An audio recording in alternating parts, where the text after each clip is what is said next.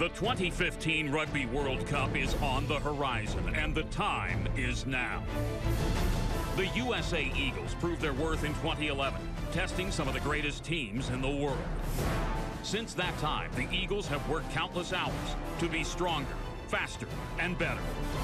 But if these men hope to play in England in 2015, a chance to play for glory, today it will come down to one simple thing: a victory.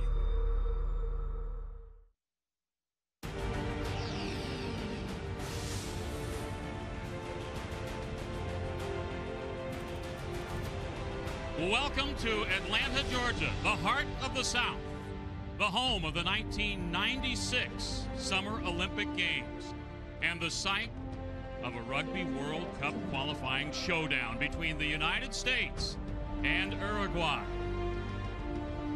Presented by AIG. Bring on tomorrow. On the pitch at the stadium at Kennesaw State, the Uruguayan Teros and the Eagles of the United States. Glad you could join us for this one. Great showdown today.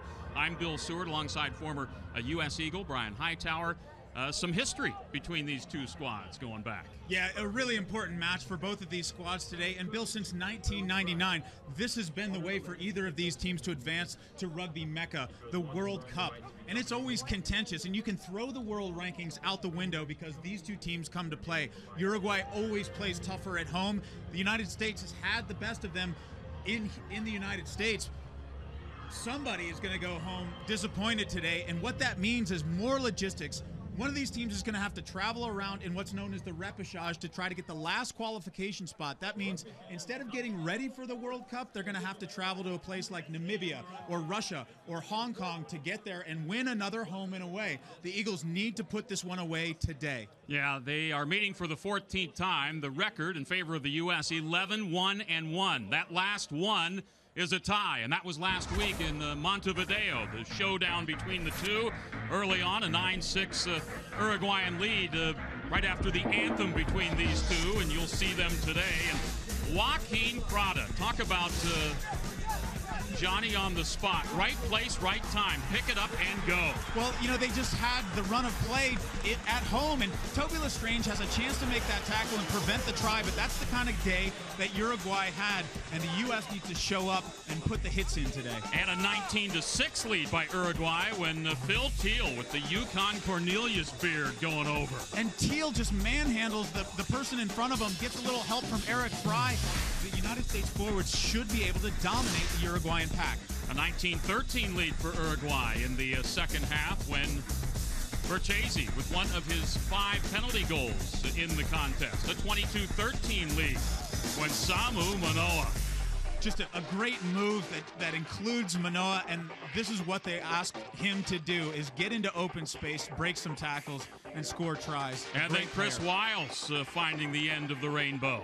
Well, and that Folau Nua stands up in the tackle, delivers the ball off the hip. That's what they need to do today, have more breaks, more running off the side. Little trouble later on with the U.S. down a man and forced to play Blaine Scully on the blindside flanker, and away it goes. Nick Wallace had been sent out of the game with a yellow card at this point. They got nobody on the blind side because Scully had come in from the wing to push in the scrum. So here's Berchese with a chance to put them ahead and possibly be the game winner, and he pushes it just a little right. Can't convert on that one. 27-all is the way it ends. And that was a tie last week in Montevideo. It cannot be a tie this week, we know. No, and in case it is a tie, there's extra rugby to play. 20 minutes of extra rugby, 10-minute halves. Then after that, if it's still a tie, you got sudden death, a kickoff. But look, what the United States needs to do is to make sure that it's not even close at the end. They need to put this game away early. They need to put a stamp on this game physically, and I think they're capable of doing that. They need to wake up. They got to bring the aggression today instead of Uruguay. All right, we're going to step aside. We'll come back and take another look yet again as we get ready for the huge showdown between the United States and Uruguay, the Eagles and Los Teros. You're watching Universal Sports.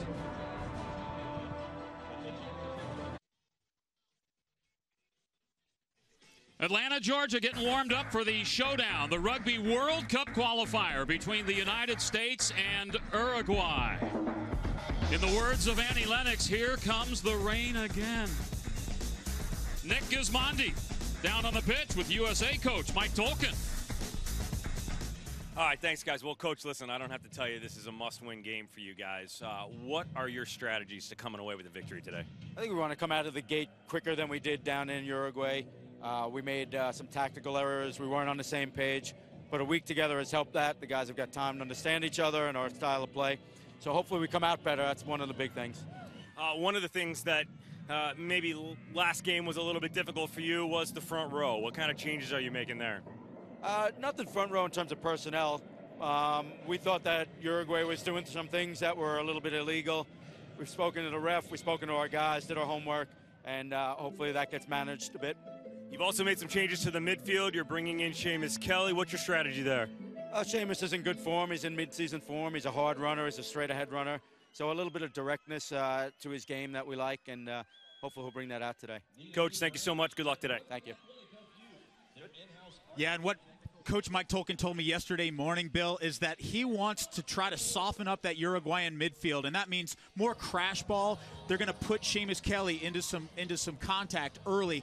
Big trunk on that guy, and he can run people over. One of the other changes, that man right there, Louis Stanfill, had the shoulder injury, got it taken care of, got a little time in Montevideo, and getting a start today. Stanfill, a very experienced player, and trying to get back into his full form. An injury, he just needs to get his fitness back, and today he needs to deliver the wood every time he gets to the ruck. Also in there, the U.S. mix, Toby Lestrange at fly half, teaming with Mike Petrie. You know, last week, Brian, I thought Berchese and Ormachea did a better job than the U.S. duo. Yeah, Lestrange needs to manage the game. He needs to be a lot more vocal and commanding. When he's out there, make a decision and go with it. On the Uruguayan side, well, we talk about Felipe Berchese. There he is. You see 17 points last week, and his running mate, Agustin Ormachea, also with a try, so they did pretty well against the Eagles. Well, in danger time, anytime you have a penalty inside 50 meters, you put the ball on the tee and give Berchese a swing, and he's going to get 3 points. So the United States needs to be clinical inside their own half and avoid giving away three-point penalties. For Uruguay, Brian, you know, Alejo Corral, there he is, the 32-year-old, one of the veterans, played against the U.S. in 09, made his debut against Portugal in 05, teamed with Arturo Avalo, the captain, at the hooker spot. There he is. And the diminutive yet stout Oscar Duran. There he is. Those front three, you know, they're undermanned against the U.S. when you look at it on paper, but they did the job in Montevideo. You heard Mike Tolkin say that maybe they had used some tactics that were borderline legal last week. It doesn't really matter. They got the control of the scrum early, and the United States needs to step up and try not to get dominated like they did last time. Whether you get help from the referee or not, what Phil Teal, the hooker for the United States, told me is that they just need to bring some mad dog with them today, and they need to take control. If they're not getting the calls, they got to sort it out on their own, and that's just physical dominance up front. Gotta bring it. A trip to London and the 2015 Rugby World Cup in the balance. Who gets it? They'll decide it. Coming up on Universal Sports. And getting ready to bring on the Eagles and Los Teros. Let's take a look at the lineup for Uruguay, Brian. And one of those, kind of a sleeper in there, we haven't really talked about yet, but Geronimo Echeverri had 19 points against the United States back in their 09 meeting. And their backs, we talked to them yesterday, and they really have a lot of confidence about their ability to match up in the backs. To me, this whole game is going to come down to a matchup between the numbers 6, 7, and 8 on both sides. Gaminaro, Mania, and Nieto there played way above their fighting weight last week, and submarining tackles, committing themselves, putting their bodies on the line. The USA really needs to step up, and leading the way for the USA needs to be the captain. Todd Clever needs to have the game of the year for him. He, Lavala, Cam Dolan, they're all professional rugby players. They all have a ton of experience, and they need to lead from the front and dominate this game from the side of that scrum. When push comes to shove, and it will come, Khalifi, Teal, and Fry, those front three, got to be motoring forward. We're going to step aside yet again, but when we come back, ever so close to the kick between the Eagles and the Teros.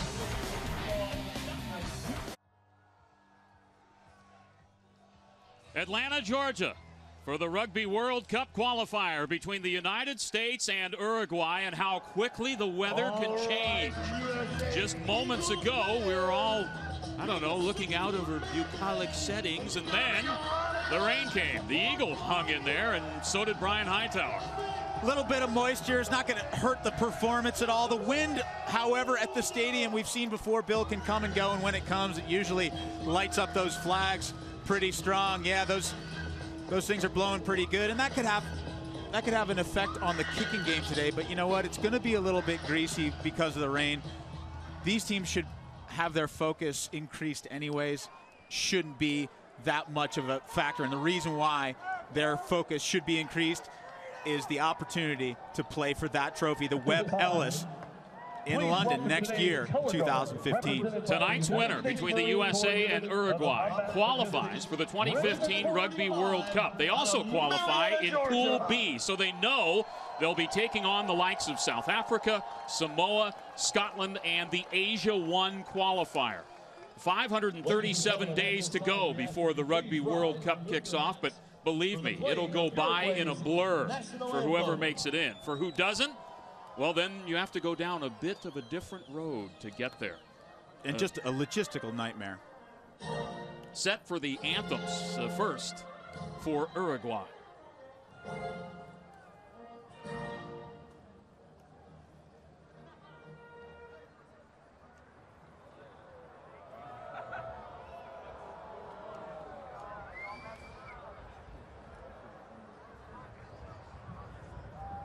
All right, we got the musical false start, which, you know, on my last concert tour, it happened a couple times. But Uruguay will, first of all, lead off the anthems, and the United States colors being brought out there, too. But expect Los Teros to come out. I got to think they'll be in attendance when you play the anthem. Absolutely. Trying to organize all of the events happening on the field as well. Bill, what I mentioned earlier, if you don't win today, really, you just get launched into this nightmare of travel and who's going to make the team, and for the U.S., who's going to be able to be released from their contracts in Europe to join to make sure that they get in the World Cup. You could be traveling somewhere inhospitable, you know, in Namibia, Hong Kong, Russia, and, you know, instead of just making the preparations that you need to in order to get ready for the World Cup. And that needs to happen in the spring, so there's a whole lot going on. Here come the teams, the United States at the top of the step. There's the captain, Todd Clever, and his squad behind him, and on to the pitch they come. The other thing we need to mention on the qualification is if you go that second route and you end up qualifying, it looks like your pool is a bit tougher when you get to London in 2015. Yeah, you got to play Australia, England, and Wales all in the same pool, and that's a nightmare. There's Lou Stanfill, a quick shot of him coming back. Got a little time in last week. See how he does on the start today for the Eagles. They've sold most of this stadium out. The fans kind of ducking in and out of the rain. It was letting go a bit earlier. Now it seems okay. Clever walking the line with the troops. Pretty good stream of people still coming in, and that's great. It'll really inspire the boys on the field to lift their game. Ladies and gentlemen, at this time. All right, we are set now, I believe, for the anthems. First, Uruguay. We did a little research on this, and the full Uruguayan national anthem takes about 6 minutes. But we're going to get the shorter version right now.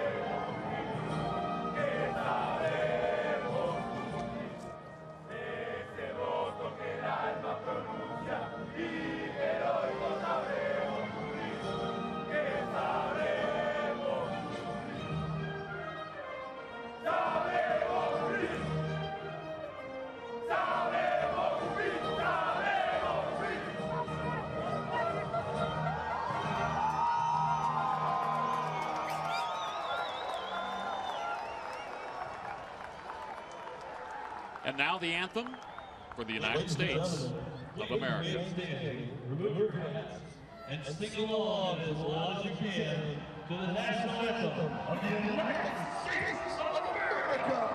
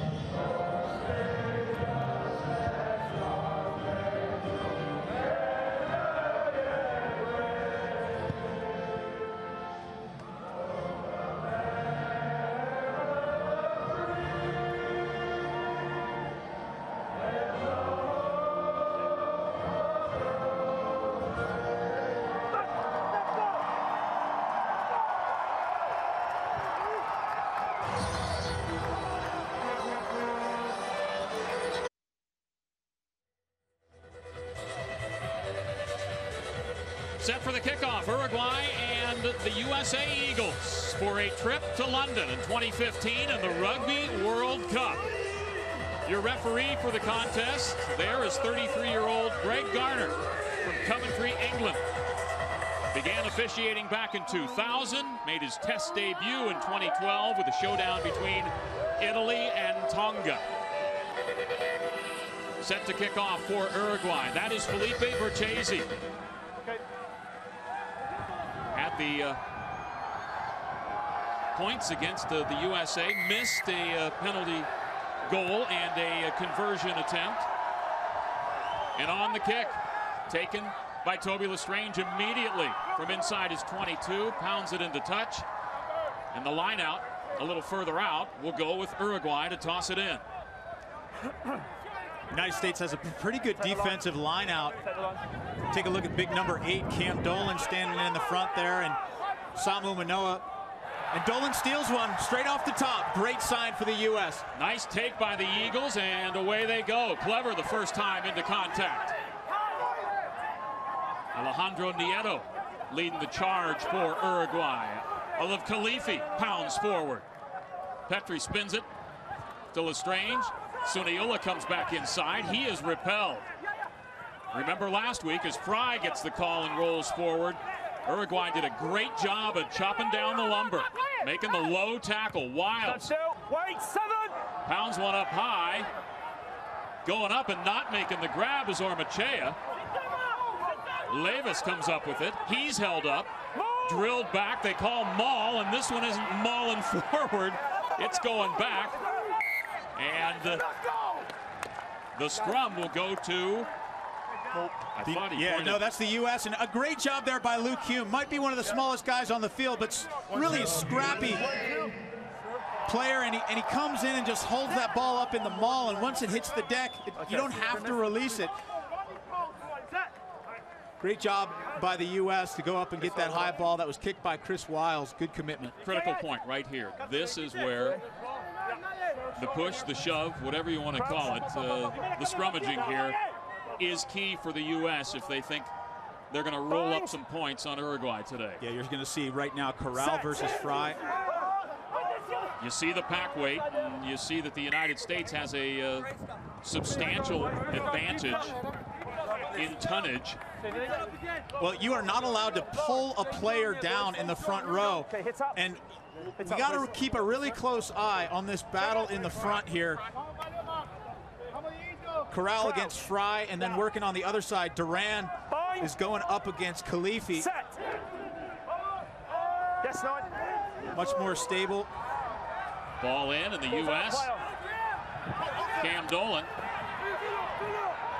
getting taken to turf. presented by Clever. Back to Lestrange. High ball coming in, taking a look and making the grab. Nicely done by Vieras. However, spillage. Uruguay keeps possession. Great commitment by Seamus Kelly. Comes down and makes the tackle. Kicked away. First time Luke Hume has it. Luke Hume trying to step between defenders. He's not pinned down, so up he goes and across halfway.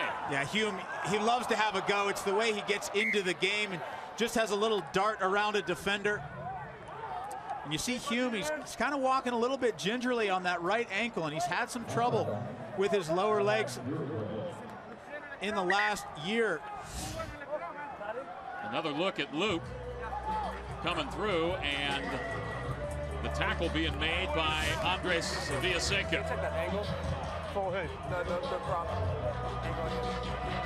Be intended to out there. It looks like Duran is down, and Hume on Time's off.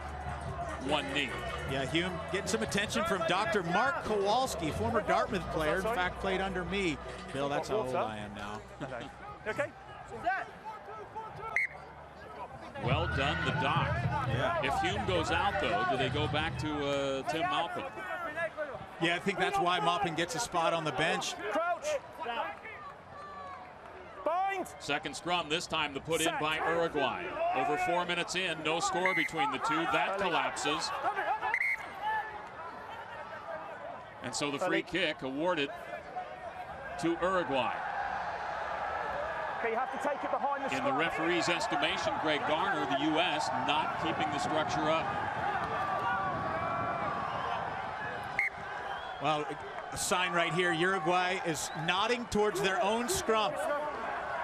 They got a lot of choices. They can quickly tap the ball. They can pump it down. Once again, here's the first one, as you see. You know, to me, that looks like Corral is pulling Fry down on that first scrum. Set. Reset. Seemed to cave in on the far side of the field, too. That You saying anything, David? Olive Khalifi wearing the 1 for the U.S. away from our vantage point there. There's the 1 for Uruguay, Alejo Corral.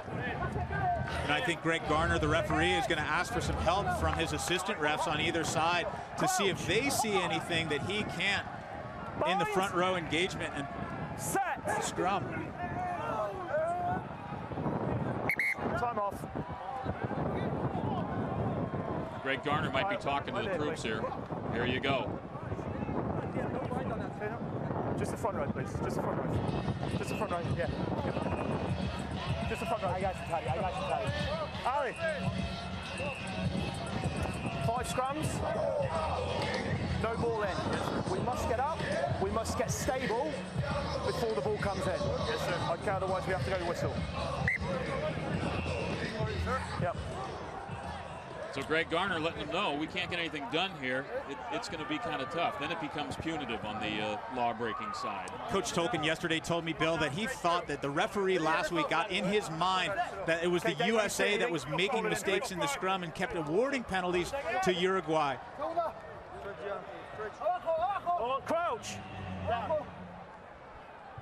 Bind. Set. Ormachea holding it and rolls it in.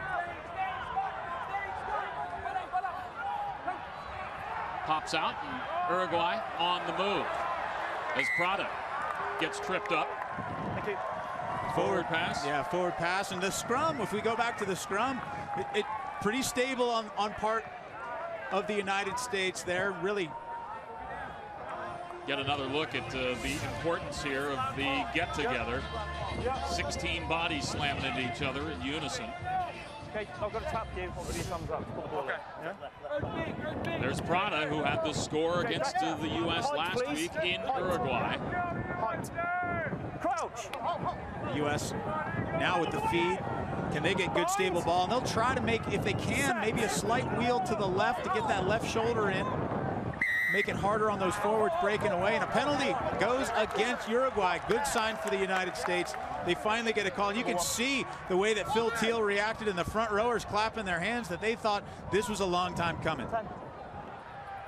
So the U.S. Number 1, straight down. With the free kick. Interesting, he made the call against Corral, who was away from him. But you mentioned getting some help from the assistant referee. The ball goes into touch and a line out to the U.S. inside the 22. And this should be their wheelhouse. A ball deep down inside their own the Uruguay 22, I should say. And a line out. They got plenty of weapons they can go to take this ball off the top. And that's one of the best ones there, Dolan, but the ball not thrown. Yeah, mistake there by the U.S. and the turnover to Uruguay. Now, can they get it back in the pocket and pound it out of there? The kick. Given a ride, and into touch it goes, and quickly tossed back in by Blaine Scully. Scully to Chris Wiles. Wiles had a long distance run last week against Uruguay. Pounding forward the U.S. They got numbers. They need to use them. Clever with space. Suniula. Hume got a man outside, and Kelly driving it down close. Advantage, lost forward. Lost forward, and the advantage to Uruguay. The U.S. knocking on the door, but no answer on this one the first time down. Well, great break by the United States. They need to be able to finish, though, and this is where composure comes in. Do a lot of work to get down to that goal line.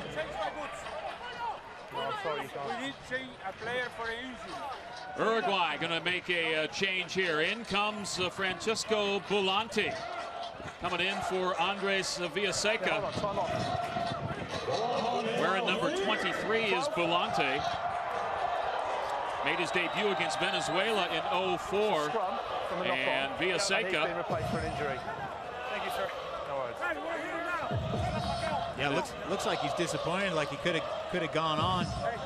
Well, that's good for the United States. You bring in the backup center, and now part of that strategy that Tolkien talked about yesterday, softening up that Uruguayan midfield, maybe plays into your hands now with the backup center coming in for Villaseca. And the backup, Bulante, a little shorter, a little lighter than the starter, Villaseca.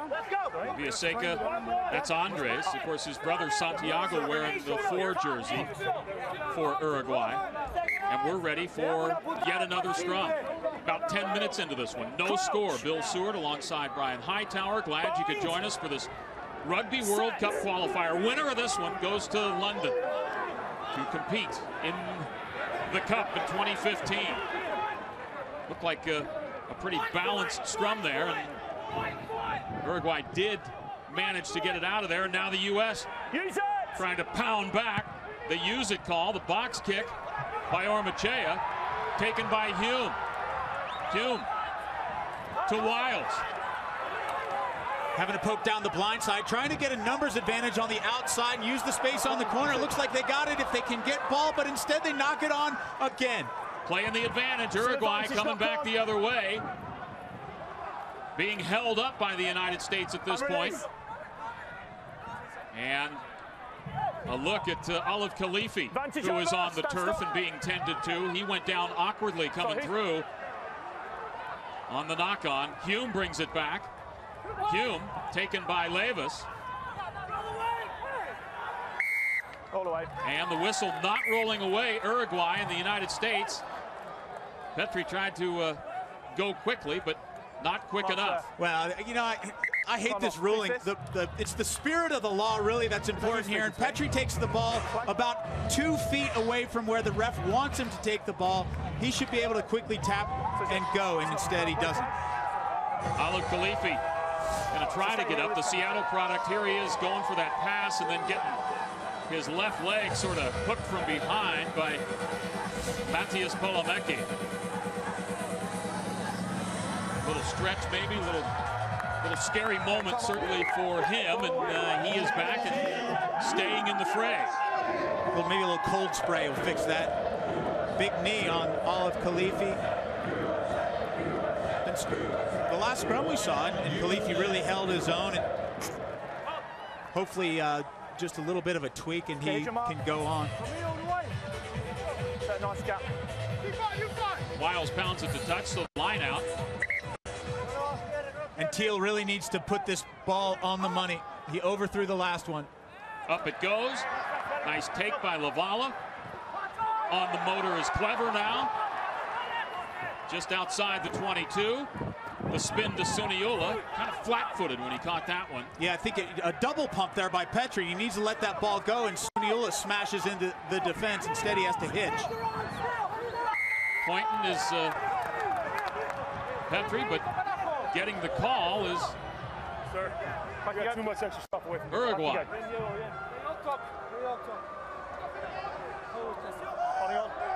Holding on too long, clutching the ball, gotta present it, gotta release it, let it move along. That not the case, so Los Teros.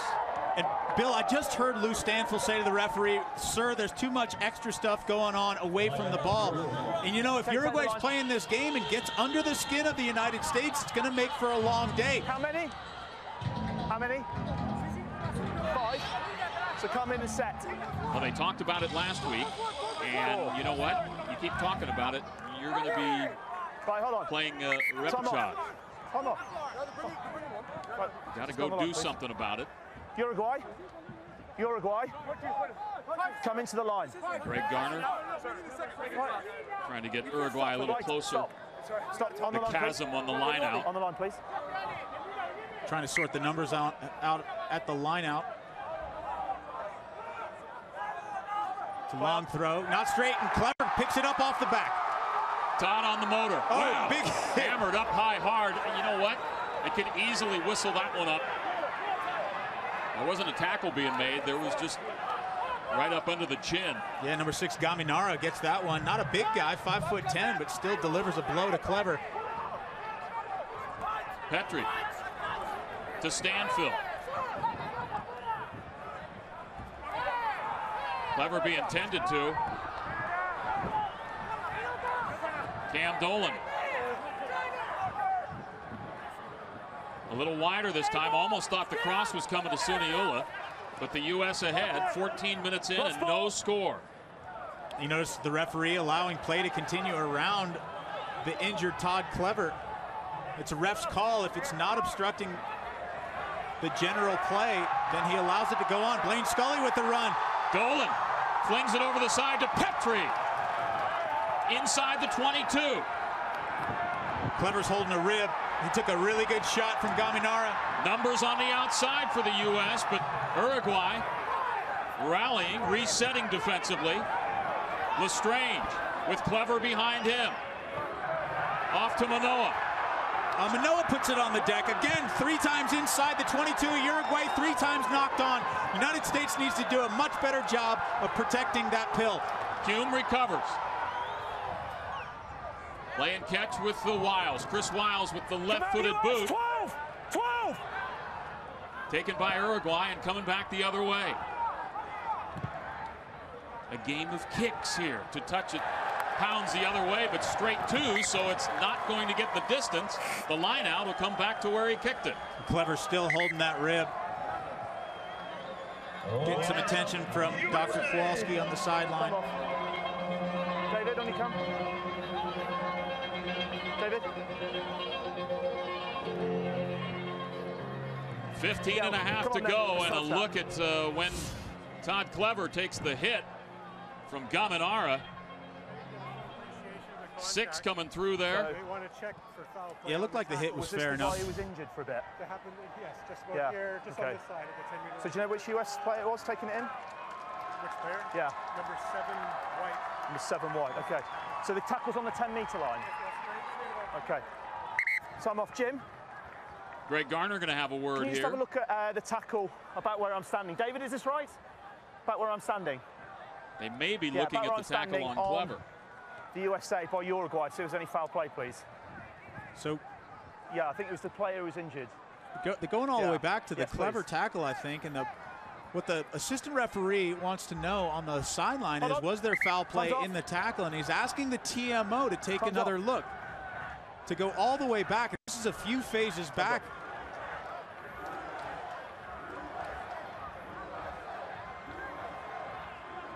Greg Garner taking his time on this one, sorting things out, and Well, just when you had the ball. Is it against that? When you had the ball, so no, for a tackle, a dangerous tackle. It's Greg Garner just talking to Chris Wiles.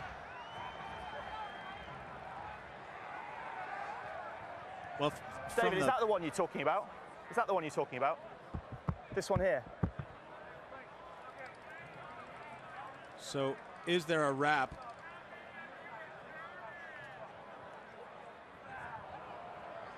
That looks like a good tackle to me. Yep. I don't see any problem. Looked like an attempt to wrap there. Okay, cheer. On Gaminara. in retrospect, yes. The way his head snapped back, it looked like, hey, you're just loading it up. But on the replay, and that's the beauty of it. Okay. Yeah, so unless you tell me anything, I'm just going to play on with that. I was happy with that tackle. on the tackle. Yeah, and sometimes, you know, you can hit somebody so hard that they fly back fast enough that you can't get your arms around them anyways. And I think that's what Gaminara did to Clever. He just hit him too hard. Okay, how many lads? Couldn't wrap him. So we'll continue with a line out on the far side. Once again, Ryan, the United States has not taken advantage of the position when they have it. Well, and still what we've seen so far, and the United States has had more ball in hand. They've had more line breaks. They've had more possession, but they've not been able to do anything with it. And the line out, well, it stays in the hands of the U.S. There's the crash ball we talked about. Soften up those centers. Need a quick ball here from the United States. Lestrange gives it back inside, and the whistle, a forward pass, the call by referee Garner. Trying to bring in the wing. Scully comes flying across from the other side, but the pass just forward of it. Scully, one of 4 Cal Bears on this starting 15. Scully's made a name for himself in the Premiership over in England with Leicester. And just a nose to the grindstone kind of guy, perfect for the Leicester squad. And crouch. Great work ethic, really kind of branded in the forge of that Cal program with Coach Tom Billups and Jack Clark. Ball rolls out of there, and Garner raises his arm and awards a penalty to Uruguay. So they will have the kick from that point. He's accusing Khalifi, I believe, of not pushing straight. And that's a shank. Oh, if you're gonna shank like that, you got a good. That was amazing. Good time to do it. That's a difficult thing to do. He almost kicked it backwards. So the lineout so far, and I don't think either team has looked especially sharp in the lineouts. And you know, it's once again a chance for that platform for you to build off of things, and you need to get it done on these. Well, in the U.S., causing a lot of problems with the Uruguayan lineout. I think the only bad lineout so far from the U.S. was a overthrow by Phil Teal. They seem to have straightened that out. Golan goes up and steals another one. Petri fends.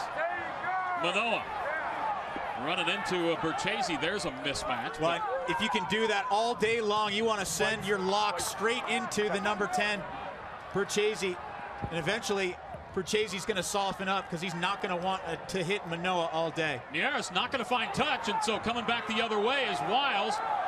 Wiles rampaging forward.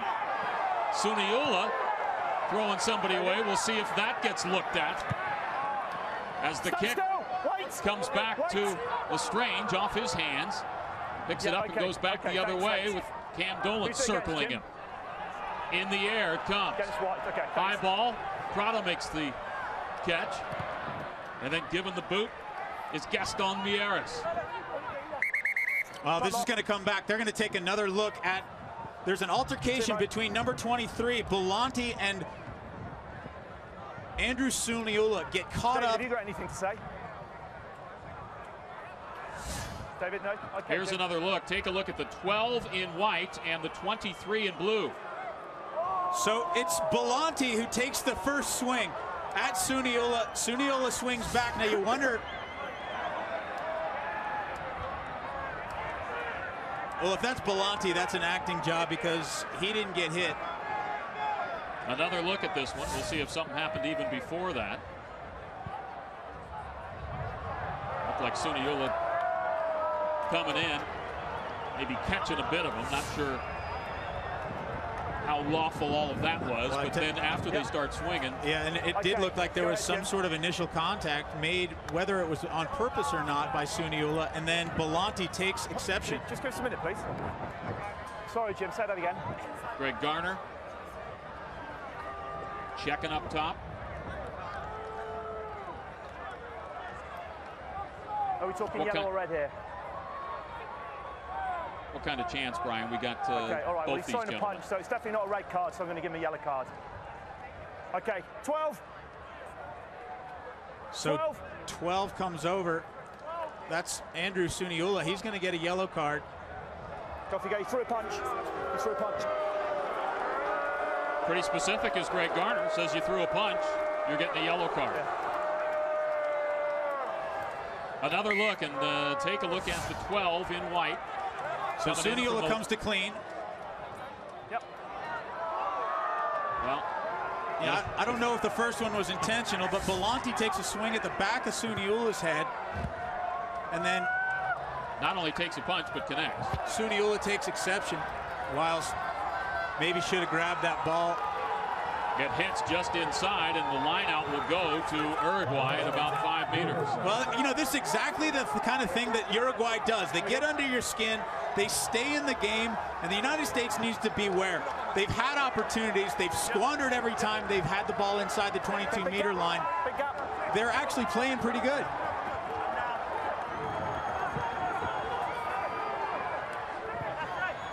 The line out at 5 meters away. All right, gentlemen, looks like we got a substitution here down on the sidelines. It's Nick Wallace going to be coming in, replacing Khalifi. Nia Khalifi's not holding up. Nick Wallace is a really good choice at prop. Covers a lot of field, great with the ball in hand, and see if he can hold up under that Uruguayan front row pressure. So the United States down a man. Can Uruguay push it across? They are just 2 meters out. Desperation for the U.S. Fighting back across the top, Manoa. Stanfield goes in for that initial hit. Numbers. Can they get it out of there, Uruguay, and spin it outside? They would certainly have a chance, but they're thinking. Great hit by Lavala on the side. Advantage penalty going to Uruguay. They got to do something with it. Referee comes back, blows the whistle. Good goal line defense by the United States. So they'll come back. 7, offside. Offside's the call against the United States. I believe Lavala was the offender, but no, Berkese puts the ball down. Normally he'd go for the 3 points, but instead they want to test the scrum of the United States, and Lou Stanfield gets right in Eric Fry's grill and says, we need this one from you, big man.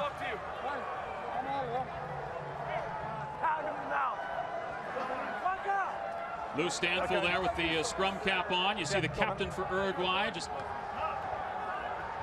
in front of him, Arturo Abalo. And here comes, cold off the bench, Nick Wallace, who perhaps one of the most important scrums of the game, deep inside the American half. Stanfield, you know, he's that leadership role, the experience that he has, and that's maybe why he's out there on the field. His fitness coming back, his shoulder ready to go, and you can just see the way he was tackling and making hits on that goal line that Stanfield wants this one. So Khalifi out, Wallace in. Alejo Corral, he's part of that front three for Uruguay. Remember a week ago, Brian, Wallace came in, and not long after, a yellow card, a problem with the scrum. Not necessarily Nick, he might have been taking it for the team, but it ended up in an Uruguayan score. Will that be the case today? No score, as you see, between these two. And the U.S. just shoving a little early, so the ball not put in yet. There can be a case of being too fired up, huh? Yeah, an early shove, and you could tell, you know, Fry was so fired up, he just started backing him up towards the goal line on the Uruguay side.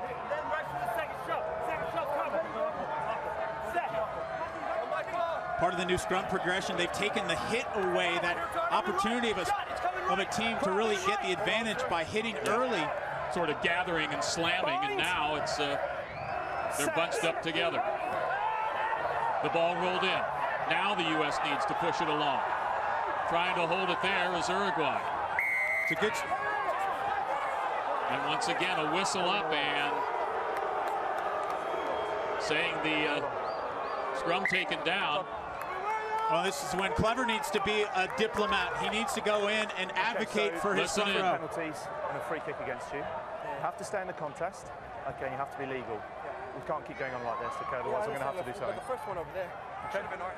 If you just talk to your players, please, that'd be great. Okay. Of course. Yeah. Of course they are. Well, how much can you convey to your squad based on that? Scrum. There is the sin bin and Andrew Suniola having a seat in the chair there. An earlier confrontation with Francesco Belanti. Stay in the contest. And Stay in Suniola the contest. Crouch. has the U.S. Down a man. No score. 5-meter scrum. It's Fry. The ball in by... Well, Fry was definitely in the contest there, and it was Corral who goes to the ground that time, but the referee doesn't call it that way. Okay, I'll come and have a look. And now they need to have the same type of scrum.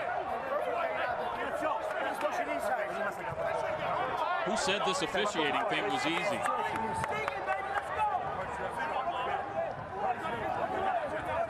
Now you take a look from that angle.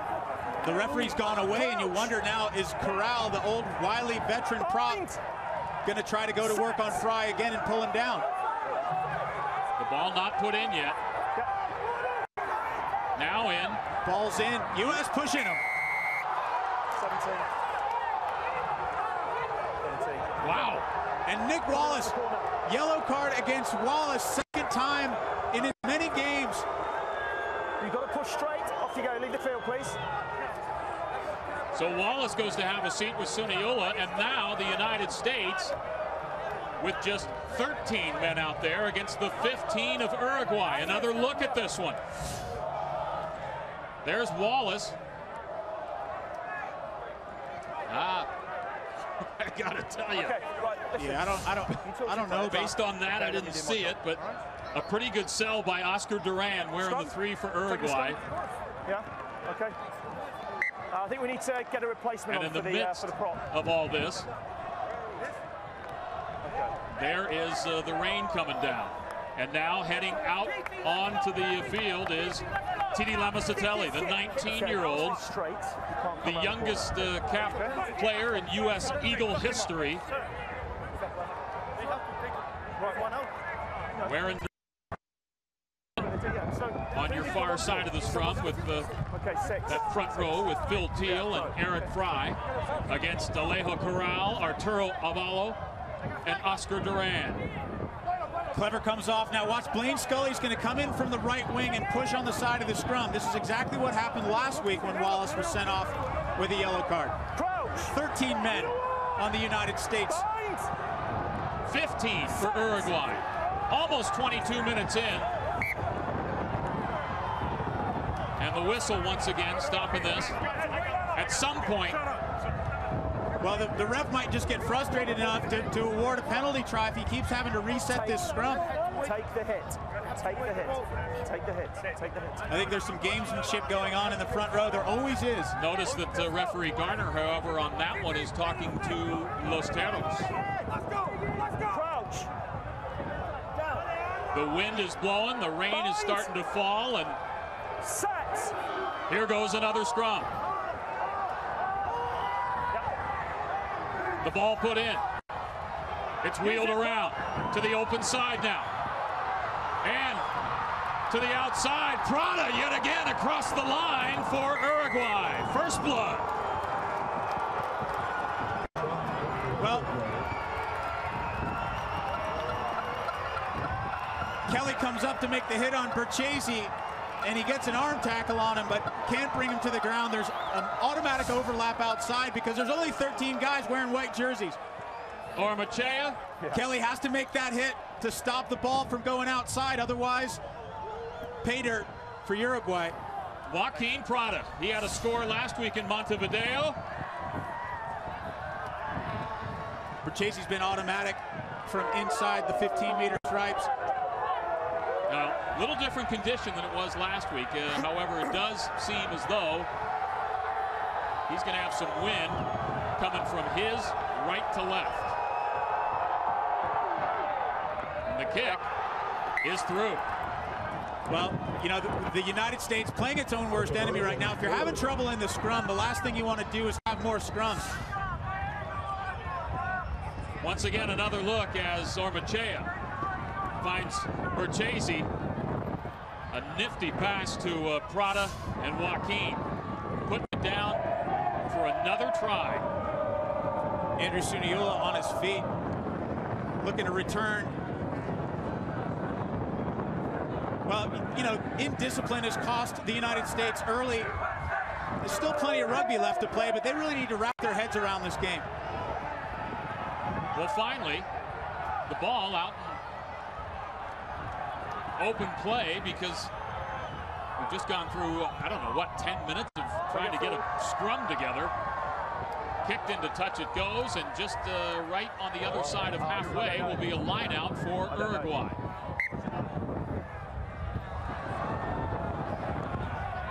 A look at Scott Lavala, who was part of the contingent that repelled Uruguay for a while, but then... All right, the time has been served by Andrew Suniola. So now 14 players for the United States against the 15 of Uruguay on the lineout. Taken by Los Terros. The rain starts to fall again. The United States coming back the other way. Off the foot of Scully. And thrown down is Echeverry. Good job of Scully to chase his own kick. Ball squirts free. U.S. comes across. Scully right on that one. Now will the box kick it out of there? No. Offsides against Lou Stanfill there. He's a little too eager. Yep. Garner sees it straight away. Yeah, if you're going to do that, maybe on the other side, away from the official, you got a chance. But right in front of him, no so. So Berchesi holding the ball and looking toward the touchline, and into the stands it goes. Split this half right down the middle so far. You got the United States dominating possession in the first 10 to 12 minutes. The ball down inside the Uruguay half, and the Uruguay has now flipped that. In the last 12 minutes, we've seen nothing but Los Terros inside the Eagle half, and the U.S. needs to fight their way back out. They got to start playing ball down inside the Uruguay half of the field. On the line out, Dolan comes across yet again, and another swipe for the U.S. Teal lowers and moves forward. Yeah, get the hooker running through the centers. Love to see it out there. Teal having a go. Lestrange, a line drive. Great placement of that kick. Nicely done. You want to guard against the quick one here. And they'll come back for regular line out. And the United States has been dominating them so far. They've had trouble throwing over the huge outreached arms of Cam Dolan. Okay, tell me what you're seeing. Scully having a word, I believe, with Ormachea. It's a penalty from where the line is going to be. Have you got the mark? Okay, 5. Greg Garner looking for So you cannot Matthias play jumper Polomeke. when he's in the air. Okay, so penalty against you. And that It's over here, Andy. So, apparently will be a penalty going back to when the ball was in the air. No. It's a penalty. Just play him in the air from a line out. Okay? So penalty, playing the man in the air. U.S. is arguing about the penalty that they're receiving. They thought it was going against them. They can only assume that because everything else has gone against them so far. Wiles finds touch. Well, and this time it'll be the U.S. line out on. And the assistant ref doesn't have to move at all because the ball finds the exact same spot. USA. Okay, take the line. All right, guys. Hey, so Todd Clever, when that last substitution happened, came off the field and went right into the locker room. He called for the trainers to come over there with him. He was in there for about, I don't know, 5 10 minutes, and now he's coming back onto the field. He's looking good. Looks like he might have some wrapping around his waist too, and it looks like he's also got some extra padding on around the chest underneath that jersey. But Todd Clever back on the sideline for the U.S. U.S. with the ball at the 22, spinning and making just a big case for himself. Suniula Lavala on forward. Suniula's fueled by a little frustration right now after being sent for those 10 minutes. And this is the USA that we saw in the early part of the half. Lavala taken down again, just about 8 meters out, picking and going. Looks like a penalty advantage to the United States here. Got to keep this ball alive. Just about 5 meters out, spin it to Lestrange. Outside, can't find the handle on that one, and a forward pass. Scully goes in to touch there, but the referee brings it back for a penalty. But you must grasp in the tackle. You can't use your shoulder to tackle low. Penalty against you. The big prop Duran coming in with a shoulder. Didn't bind in the tackle. And the pass errant, but the call bringing it back to where Duran did not bind in the tackle. Well, so the U.S. catches a break. Wonder what they're going to do here. Hold on. What are you going to do? Penalty, yeah? Penalty. How's your mark? They're going to go for it here. Yep, they go with the tap. And you give it to Manoa. Ever closer, just about 3 out. Lavala on the doorstep. The United States. Good push by Fry. They need to stay organized, protect the ball. It's a little bit slick out there. Numbers on that right-hand side. Backs are screaming for the ball, but they go weak. Manoa. Can he stretch across from there? The U.S. moving vertical. Can they press it down? Held up. Held up, says the referee. Well, they were clearly across the line. The question is, could they ground it? Lavala and Blaine Scully in there together. I don't know. But could not press the ball down, apparently. That's the call by Greg Garner. Scully seemed to have it last. The humanity rolling over the chalk. So no more penalties in this area of the pitch. Give me a minute to talk? Yes, I can. So time off. Another look.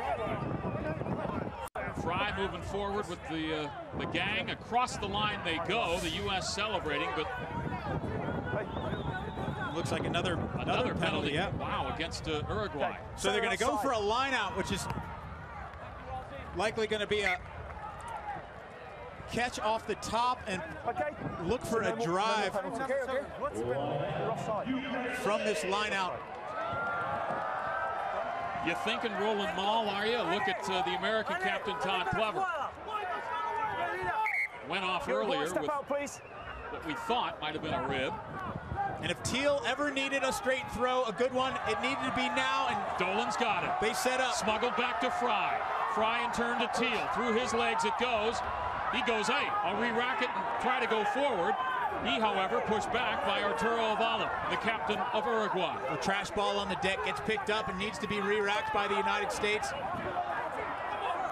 Inside 5 meters for the U.S. Down 7-0. 31 minutes in. A ticket to London is what's at stake here for the World Cup in 2015. Good ball coming out the back. Looks like Uruguay offsides. Referee doesn't see it that way, though. I'm thinking that's Dolan over the top. He's got to be right on the paint. Ball's clearly available for Petrie at the back.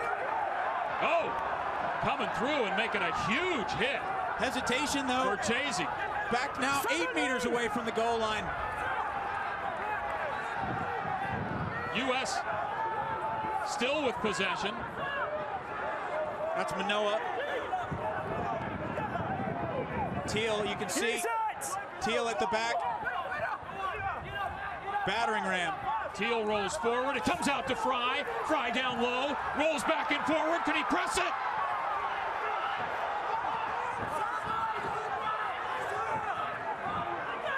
It looks like Uruguay might have turned the ball over. Materos. No, Stanfield forward. Uruguayans holding on to the ball. Petri, can they get it wide? Lavala, knocked on. Playing the advantage, the U.S. Thank you. Knock backwards. 3 meters out. Oh, he said knock backwards. The United States ever closer, roll across. They got to be across the line. Is it down? Greg Garner calls timeout. He's going to take a look at this one. And I'm not sure, I don't know. You're going to need one heck of a camera angle to be able to sort this one out. Am I checking anything over here? No, yeah. Jim? Try yes or no, please. Good luck Yeah, try yes or no. getting an angle on that. Are we going to see clear grounding of the ball? Okay. Okay, send him on then, please. Take a look here. You see Dolan with the ball. In comes Stanfill with the headgear on, cleaning out that ruck. There is Suniula. Still with bodies in front of him, including Matthias Palomeke, the 5. Great job there by Seamus Kelly. And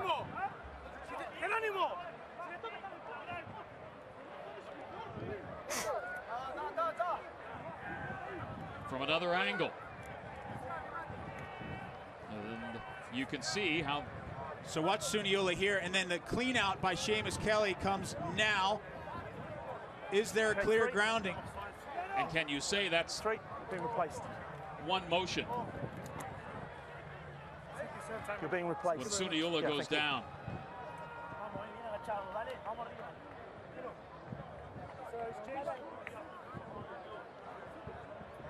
I'm back on. Okay, brilliant. And our Cinnamon back on as well. Okay, brilliant. I know you've given a few advantages. How many more times do they get? And then there's Sorry, hold on. Right, just a minute. Okay, Jim, carry on, please. Okay, so no try. No try whistled up by Greg Garner, and so Well, in the 5-meter scrum. U.S. has full strength again, 15 players. They have a full complement in their scrum, and that's what they're going to need to win this ball. Clever's back out there, as Nick noted, maybe Hold the push. an additional T-shirt or two to pad things up. And if there was ever a time that the U.S. needed this scrum to come right, this is the one. 33 minutes in, Uruguay with a 7-0 lead. Play on, balls away. Clean ball. Dolan Dolan. needs to get rid of that one. Down he goes about 10 meters out. Back inside comes the U.S. Petri sort of moving them around, getting them positioned, and then spins it, comes back. Inside option there to Manoa. Big man, big target, the U.S. Heading forward was Wiles. They want to play between the 15-meter stripes to make Uruguay play that blind side and keep them honest. Lou Stanfill with a charge forward. Wallace submarine. Really no wrap on that tackle. And it's a yellow card. Dangerous tackle. Dangerous tackle, and that's the captain, Avalo. Not even an attempt to wrap up. He just basically takes the bulldozer. Yeah, he's a missile coming in, and no wrap. Shot. And so at this point, down 7-0, they're pointing toward the post. No attempt to wrap on that tackle. It's dangerous. Just the shoulder in. Nick Wallace going over the top. Kind of dangerous, too, for Arturo Avalo. You get a knee to the head down there like that, you're going to miss some consonants. U.S. has to come away with points here, and so they're going to rack one up for Chris Wiles. Left-footed kicker. Should be automatic from here. Disappointing, though, in the sense that now you're still going to be 4 points down to Uruguay if the kick goes over. And spending a lot of time inside this, this green zone. And let's face it, for Uruguay, it's got to embolden them. It's got to make them feel like, hey, you know what? We're withstanding this this charge by the U.S. And look at that. We came out of there only giving away 3 points. We still have the lead. Avalo in the sin bin and shall be for a 10-minute stretch, as you see the yellow above the Uruguayan part of the score there in the upper left corner. And so now the United States will receive this kick, down 4, as Berchese holding it up, giving it a boot. Lavala camps under it. Finds Wiles. The left footer to Mieres. Mieres pops it to himself, runs into a man. It goes instead to Petrie. Petrie to Todd Clever. Clever running pretty decently in front of some American fandom there. Suniula dragged down. Mario Sigario, the 18, into the game for Uruguay. Ball gets hung up in the wind there to Echeverry for Uruguay. Up high, the hit by Stanfill, and a whistle. Well, he's going to say Stanfill didn't wrap. I wonder if he's going to reach into his pocket for Stanfill now. It could be the 14 on 14. He's going to the TMO, and he's going to wonder if it's foul play here. You know, I mentioned earlier, Bill, sometimes you hit somebody so hard, you're bringing those arms around. Take a look here.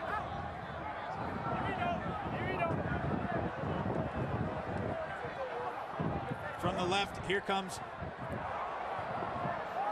Lavala. I think he's trying to wrap.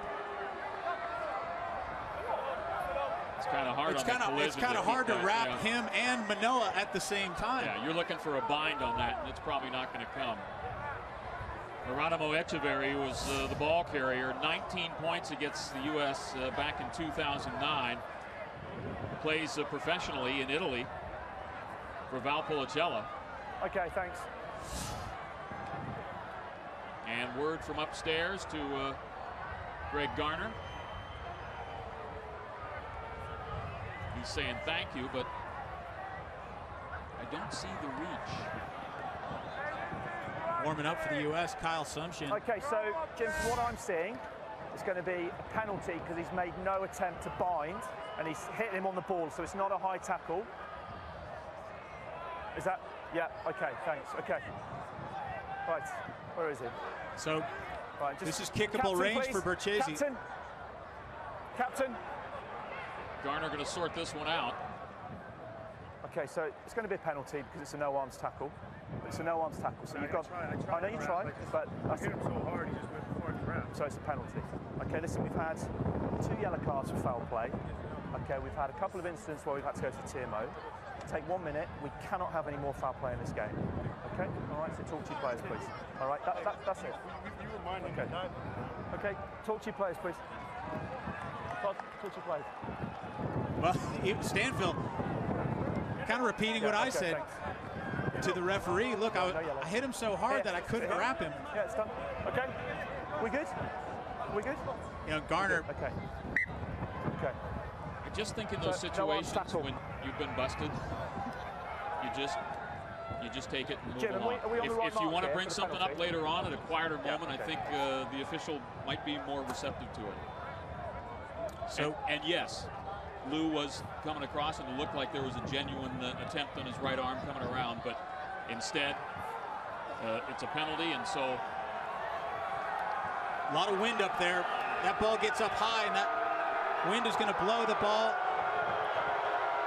to Berchese's left. He made one further than this last week, and we'll see if the conditions are to his liking today from about 43 meters. Got the distance and got the accuracy too. So make it 10-3 Uruguay. A couple minutes left in this first half. U.S. dug themselves a bit of a hole last week in Montevideo.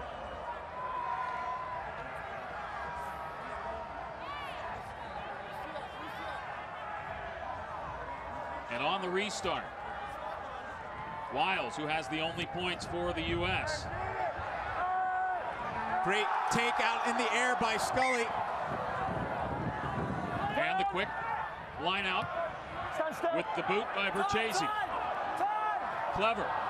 Off his shoulder. Can he keep it in? Nope. That's too bad because the U.S. would have had the ball inside the Uruguayan half.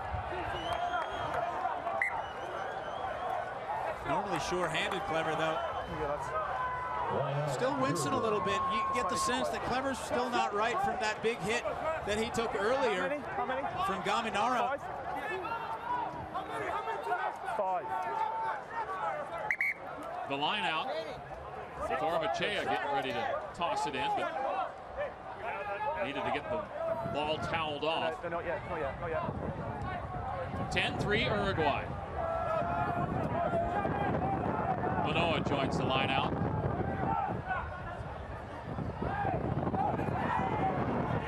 Palomeke.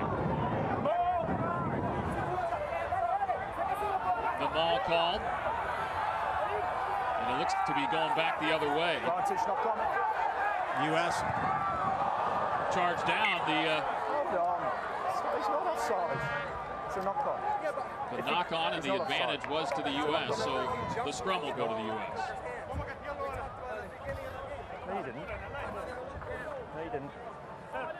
Well, you know, something that I'm hearing from the captain, Todd Clever, and his interactions with the referee, it concerned me a little bit, Bill. It almost seems like they have a little bit of antagonism between the two. Clever obviously not getting what he wants from the referee, but there is some referee management that needs to take place on the field, and sometimes you just need to be contrite and you need to nod your head more. And Clever's, it's just kind of not his personality when things go badly. You know, we've seen this before in previous games, and you wonder maybe if Clever needs to become more of a referee manager. Hold on. Carlos Pombo, the 19, in for Uruguay. He's at the hooker spot. As Arturo Avalo still serving that penalty, and the ball's being just inhaled by Uruguay.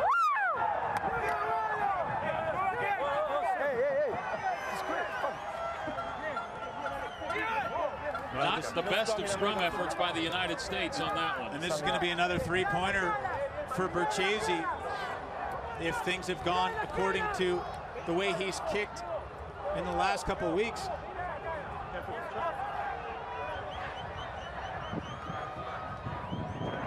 So Berchese last week missed a conversion, also missed a penalty goal attempt, and that's it, half-time. He did hit 5 of them, though, and in a 27-all game, he stepped up big. Today, he's had the conversion, and a few minutes ago gave them a 10-3 lead on one from further distance than this, about 9 or 10 meters back. Referee Garner just indicating that this is going to be the last play of the half. So the United States is going to go into the locker room at halftime with a deficit. Will it be 7 or will it be 10? This is all being done with Uruguay down a man, playing 14 against 15.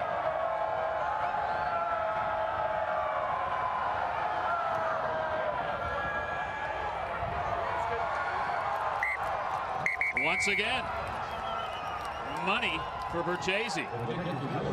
And at the intermission, it is Uruguay with a 13-3 lead. A reminder, last week, the United States able to mount a rally in the second half and end up in a 27-all tie, but they have got some work down 10 to a fired-up group of Los Teros. Definitely need a little more discipline on the second half. We'll see if that happens. Back to talk about the first half and more after this timeout.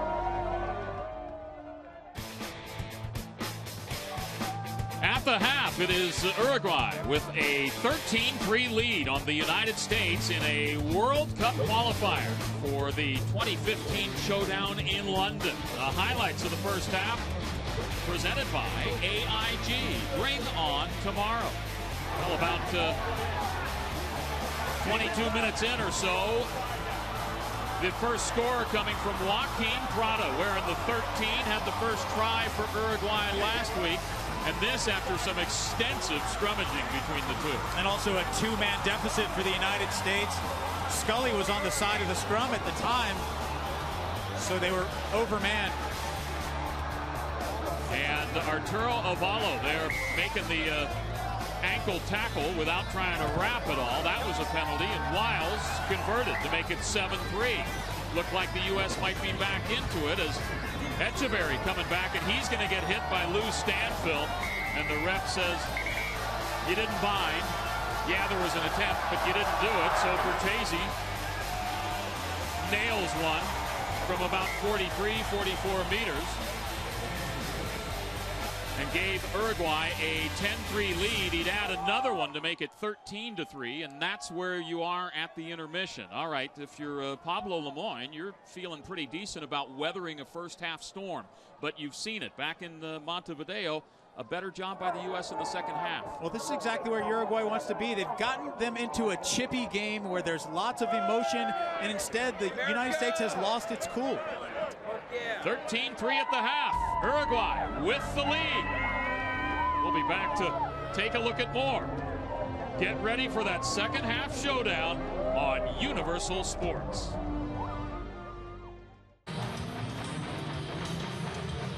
Well, back in Atlanta, it is windy and it's picking up. Should make for a very interesting second half, and the U.S. is going to need to get some momentum going their way because they're struggling in this one. Down to Uruguay, 13-3. Hi, everybody. We're down at the pitch right now in between the half gear, and well, Todd Clever, he's had a rough game. He took a shot early on in that first half, went into the locker room. He's got some extra padding going up top, but if there is one guy on this team that's a leader and is tough, it's Todd Clever. But he also finds some time for relaxation. He is the face of this Eagles team, and we caught up with him in San Diego in his hometown.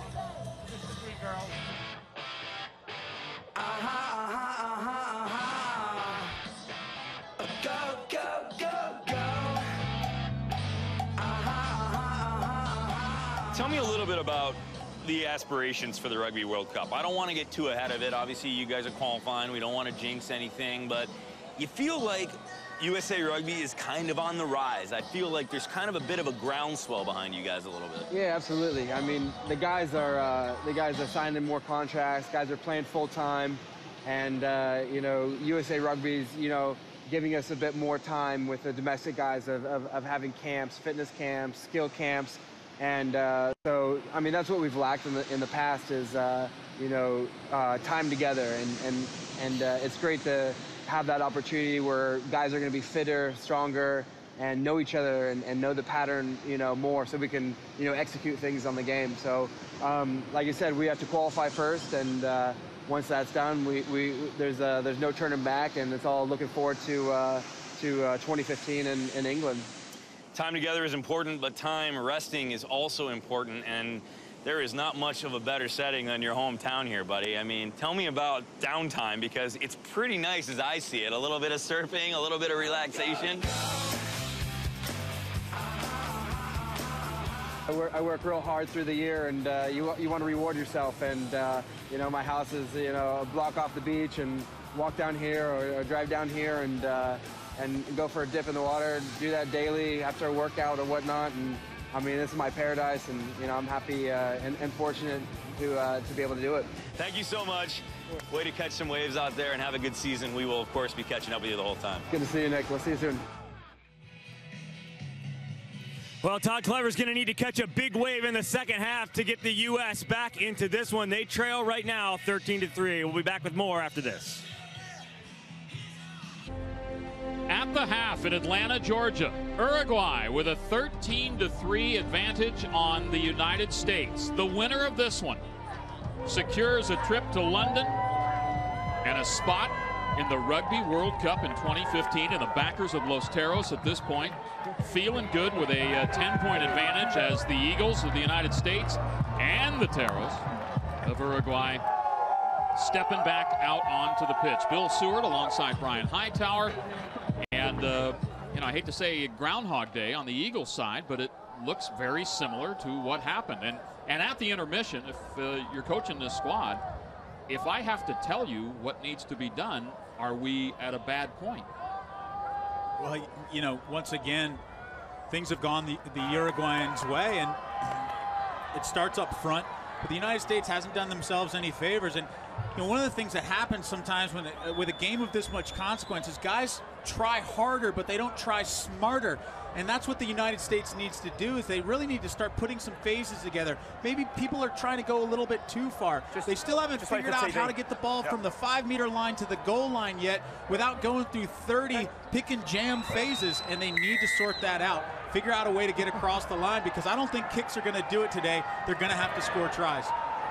And Wiles on the second half kick, making the grab via Seca. Flying by was Blaine Scully, trying to lay a hand in there, but Uruguay with first possession. The box kick by Ormachea. Takes a bounce, comes into the hands of Diego Magno. Uruguay, the punch shot by Echeverry to the right corner. Wiles goes across and going to have a line out to Uruguay on the near side. Well, 3 for 3 if you're Uruguay. You get the restart kick. You get your numbers? Box kick back, 6. and then Sure. unfortunate for the United States. 6. They touch the ball before it goes out of bounds. You're half back. Line out. All right, when we left you, Arturo Ovalo, So set the hooker, yes, where thank you. the 2 was in the sin bin. You can't come in till the ball's thrown. And Carlos Pombo is tossing it out there. So the captain not back into the game, but the U.S. with the tape. And Nick Wallace. Well, if there's anything that's been going right for the United States today, it's the line out. Stand side. Box kick by Petrie. Hume on the chase. Mieres. Ormachea spins it to Palameke. Back the other side. Stanfield's got him held up. That's a maul. That's coming back the United States way if Stanfield can hold on to it. 9. Uruguay finds its way to the ground, though. 12. Sigario, the 18 for Uruguay. Taken to turf. And then flip back the other way to Pombo. Carlos gets his headgear ripped off. Release. And the ball comes out. But still working from the side, and now Suniola gets into the fray.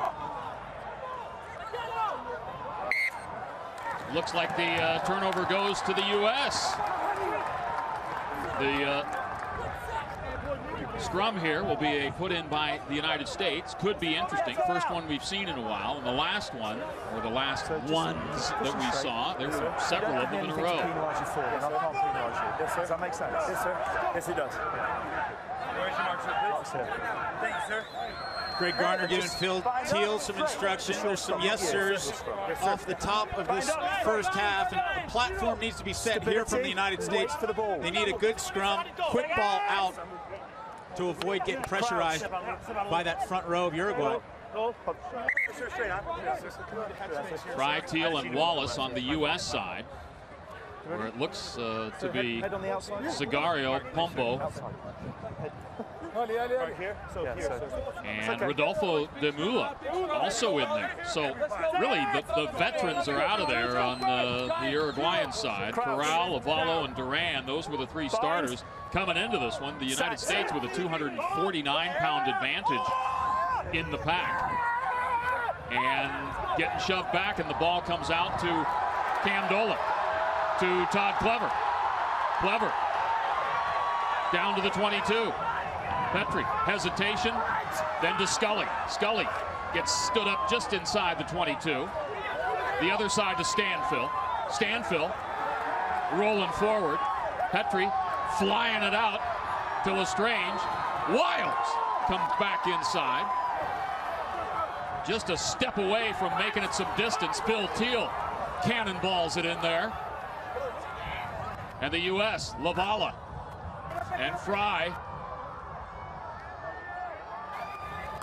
Some hard yards there by They just got to keep going through phases here and protect this ball. Hold on to the ball. Suniola dragged down about 15 meters out. Watch the Uruguayans come tickle that offside line. They're doing it every time. Moving forward, the U.S. Good drive by Stanfill. Lestrange. Lestrange, no help. He's got no support. Ball squirts, taken by Uruguay. And Geronimo Echeverri with it. He's brought down. Well, it's not the match you want. You don't want the ball in the fly half's hands isolated with a bunch of forwards wrapped around him. That's exactly what happens to Lestrange there. He gets isolated. And squaring off. Petri and I believe Nieto, the 8, either the 8 or the 18, Mario Sigario.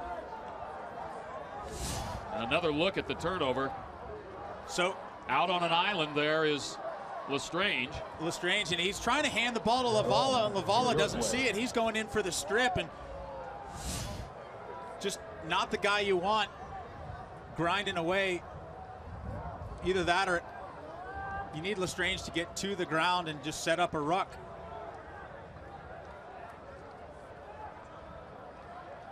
And you see the 9s with each other. Ormachea for Uruguay, Petri for the United States. All in good fun, gentlemen.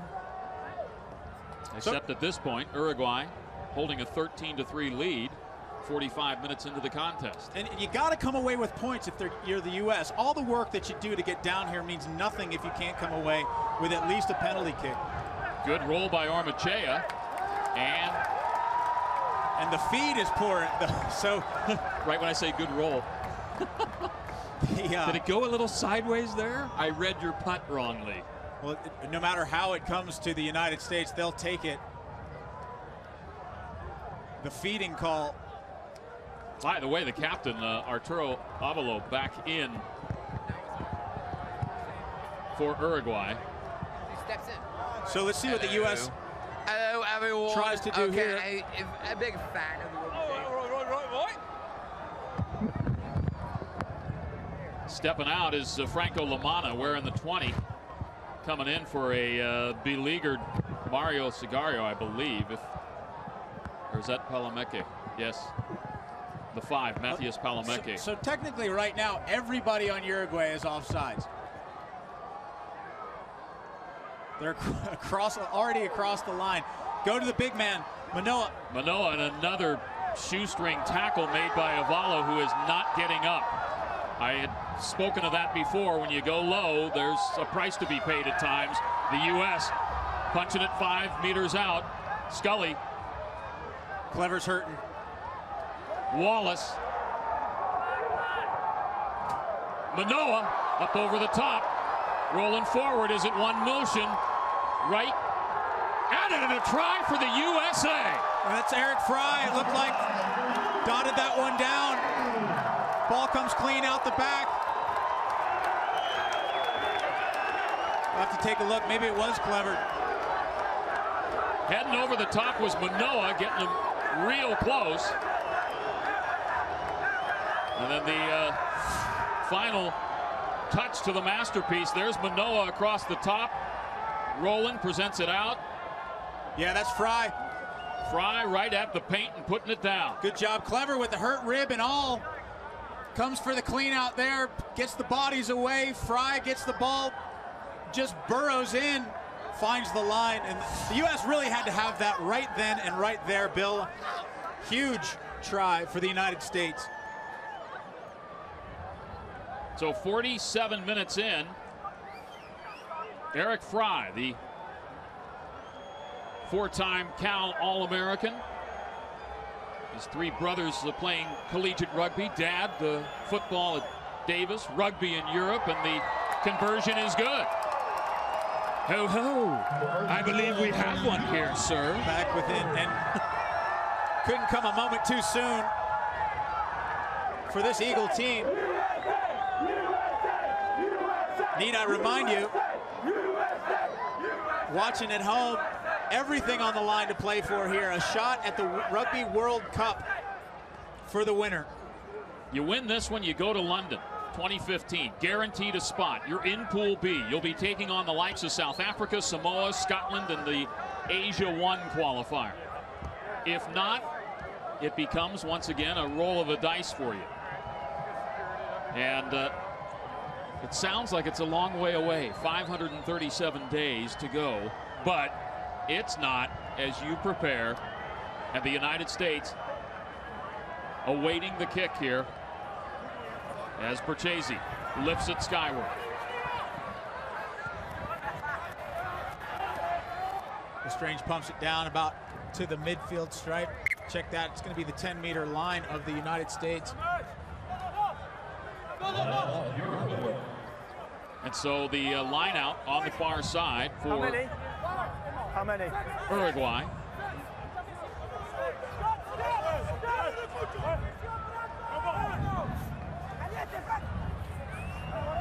Taken by Los Teros.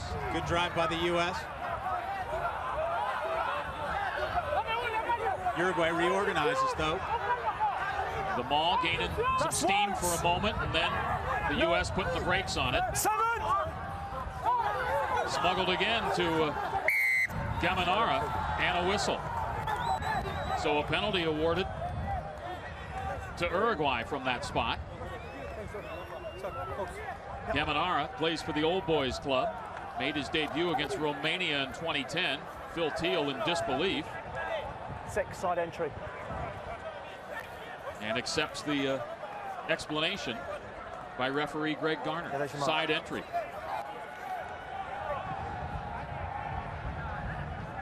And a good look at Franco Lamana, Carrasco Polo Club player. Okay, never mind. Romania in 2012, and Uruguay's pointing at the post, and that means the foot of Felipe Berchese. Already with 2 of these. And this one, well within his range. 49 minutes in to give them a 6-point lead. Pushes it right. Yeah, that's the wind. The wind takes it off to Luke Hume. Hume as Wiles hammers it into touch. It's good work between Wiles and Hume. Line out for Uruguay. And so not getting a ton of distance on that one. Maybe tough to make the assessment of the kick with the wind crossing you like that. Yeah, it's pretty stiff breeze. You can see the post shaking. Just takes a hold of that kick, and Gaminara. Clever comes up, big hit. U.S. reorganizes. Uruguay recycles. Prada had a try in the first half, but stoutly driven back there by the United States. Mieres. That's a wishful pass from Berchese. Straight into the teeth of that midfield. You get Seamus Kelly and Suniula at the same time. Wallace is there to make the hit for the U.S. And the turnover goes to the Eagles. Hume on the outside. He overruns Lavala, though. It comes back inside, bounces up, and the turnover, the knock-on, goes to Uruguay.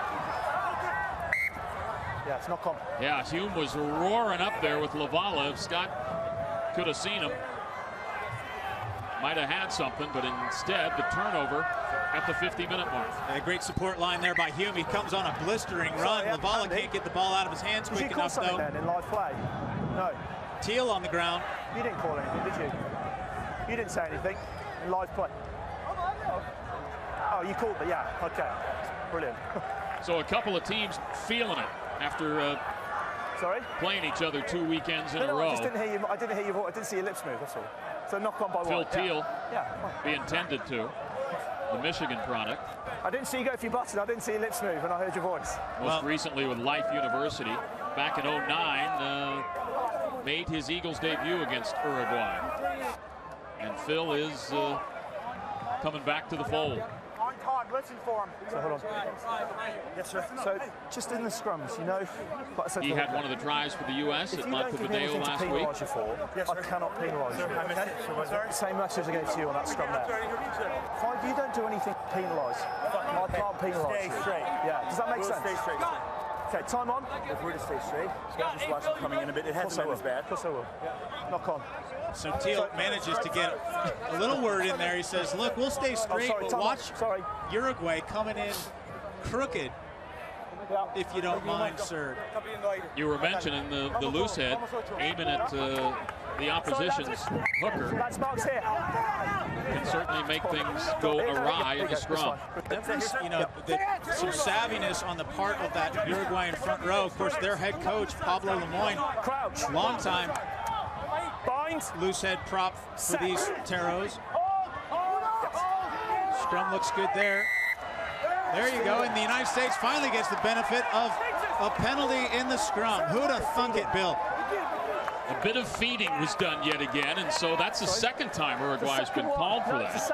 On the roll not being correctly done by Ormachea, as you hear Greg Garner calling it. And another look. Feed the ball straight there, and Ormachea. Okay. If you angle the ball towards your own hooker, there it goes. Hooker doesn't even have to hook it. It rolls straight into the second row. Yeah, no strike necessary. Comes right to you. Well, you're putting it in like that. You're doing that. Ormachea having a discussion now with Garner. No. You've got to put it in like that. Okay? This is what straight looks like. Doesn't matter whether you're in Uruguay or in the United States. So there's no need to put it in crooked. This will tie it up. Huge kick for Chris Wiles. Coming up on 53 minutes, and Wiles had the first 3 points for the USA.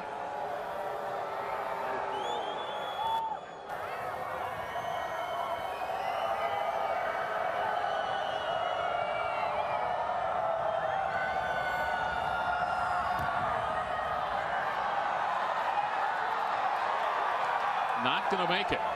And just didn't look very well struck there by Wiles. Looked like he was going to be a little short anyways, but just drifts to outside that left post.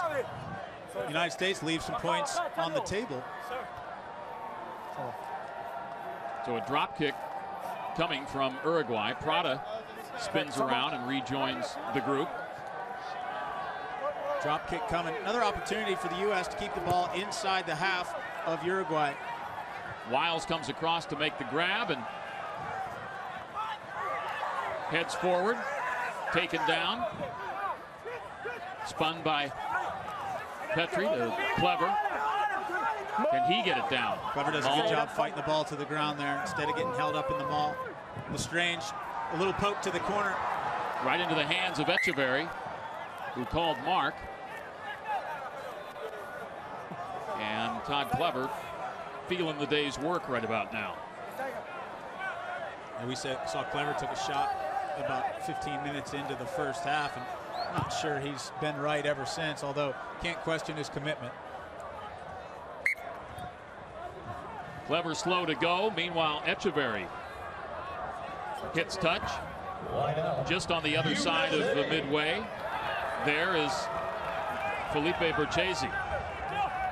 He's got a couple of the penalty goals by Uruguay. Hold on, stop. And enough to have a 13-10 lead as Greg Garner slows him down. And if you're Uruguay, you got to be looking at Samu Manoa, who's lined up in the midfield for the U.S. Can't get clean ball though, so it goes to Clever.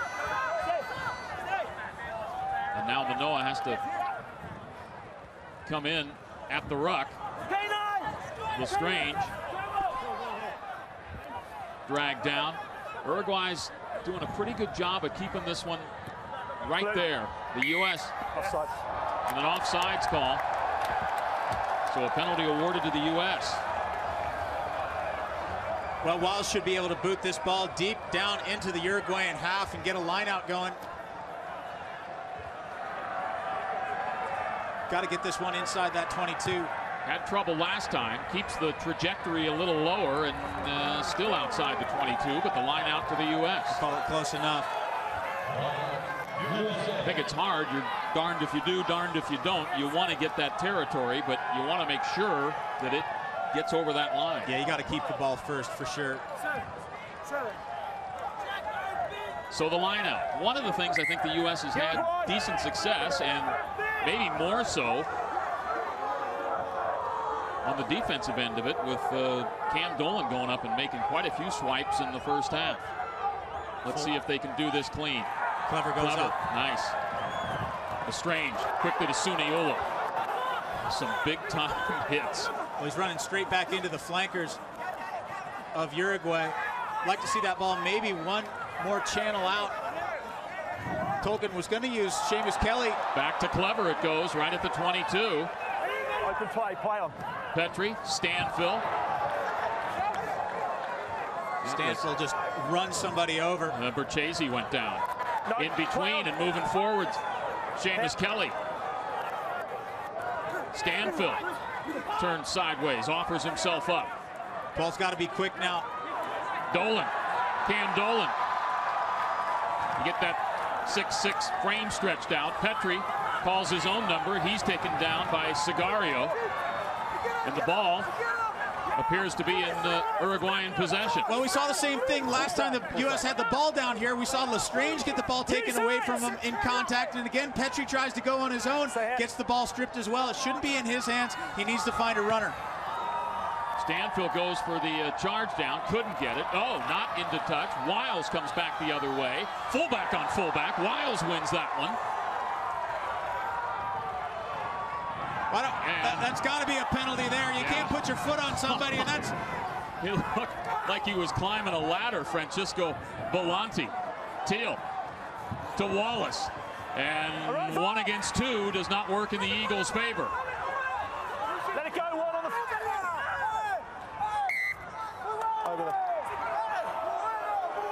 Off the feet, over the top come the U.S. and the penalty awarded to Uruguay. Let's see if there'll be something earlier where Francisco Belanti comes in with his left foot, right foot actually, and looked like he's climbing a ladder. For what purpose?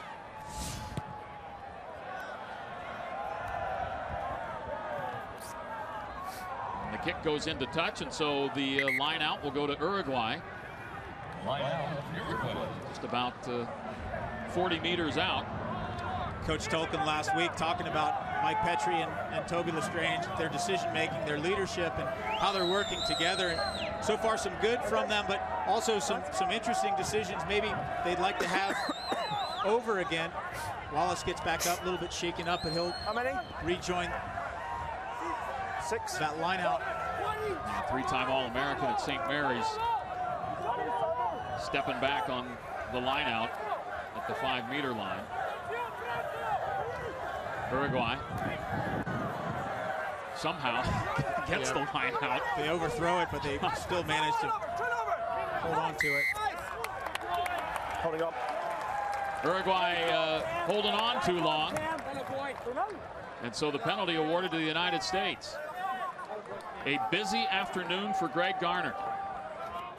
20 minutes and some change. U.S. will take the ball, try to pump it down deep into Los Taros territory once again. And when they're down here, Bill, I'm saying it right now, they need to get points out of this next set. And so the line out will come for the USA on the far side, and the captain, Todd Clever.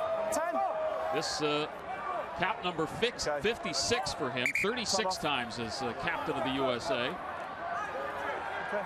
And Phil Teal getting ready for the line out as the sun comes out. I think the crowd's giving the sun a big ovation. Out of the game comes Joaquin Prada. Step out, please.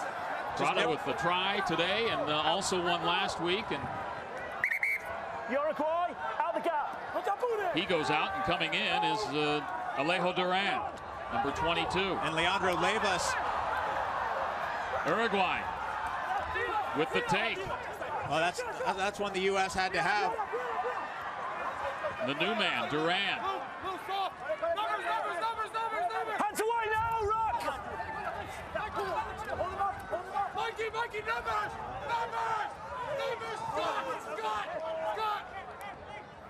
Uruguay with a 3-point advantage and possession. The kick by Berchese. Far side, Wiles. Keep coming, keep coming. Back to Mieres as the fullbacks with the exchange, and Mieres from inside his 22 kicks that one out, and it'll good result not for the get a whole lot of distance, Yeah, and the United States will have the line out. And that's some of that experience of Chris Wiles. You know, he knew if he popped that ball inside the 22 that Gaston Miros would have no choice but to kick it into touch, and they'd get the line out, and that's exactly what happens. And this throw by Phil Teal needs to be on the money. Been a little bit erratic today. This one's good. Lavala goes way up.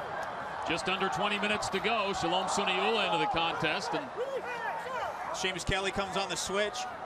Yeah, Kelly a sliding move forward there. Teal. Advantage penalty. Penalty advantage coming to the United States. Mark's there. Let him go. Let it go. Petrie goes. Mike Petrie. Mike Petrie going to cross over for the USA. Well, I questioned his pick and jam in the last set when they were down inside the 5-meter line and he got held up, but this time he goes quickly. Petrie sees the daylight. He knows that the Uruguayan defense is on the back foot. Quickly taps it, and it is nothing but daylight, and they needed that one right then and there. Great job by Mike Petrie, and that's the veteran leadership that I think Mike Tolkin's been looking for out of Petrie for the last couple of games. You talked about Petrie last time getting his lunch money taken when he came down. This time, he buys dinner for everybody, taking it out of the ruck here with the advantage. He taps, he goes. The Uruguayans aren't back 10, and so Mike, with some separation, everybody looks at him in a blue jersey like it's kryptonite. And Superman flies over. Well, everybody's caught inside that 10-meter space, and nobody retreats, and so nobody's allowed to touch Mike Petrie except for that sweeper. And it looked like it was Belanti, the last man who could have touched Petrie, but he gives him a little inside step. Wiles converts. Now the United States, finally, 17-13, 18 minutes left in this game, and they need to keep the foot on the gas pedal.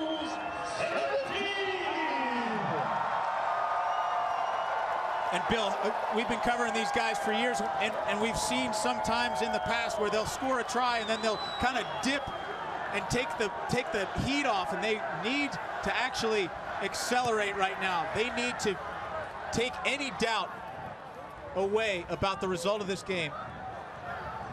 And they have possession on the kick, and Suniula kicks it into touch, and the line out on the far side. There is Mike Petrie. I'm going to say that one kind of rivals the World Cup score against Italy a few years back. They needed one here, and he delivered. A huge try in a crucial moment of the game. This thing is far from over. 17 minutes left in this contest. 6 can't come in the Uruguay crossing over, and well, he's been telling Gaminara the entire game that he cannot come in and out of the line out. Tackle! And so the penalty awarded to the U.S. and stand still then. 7. Suniula the kick. Mieres jumps up high, misses, and it bounces past Bulante in the U.S. Oh, an unkind bounce. Seamus Kelly was right there to receive that ball. Ball goes high instead of low, and so... Can they hold him up here? The maul called. Can Uruguay get it out of there? The whistle. You brought it in. You're responsible for bringing it out. The scrum goes to the USA. Seamus Kelly was Johnny on the spot there.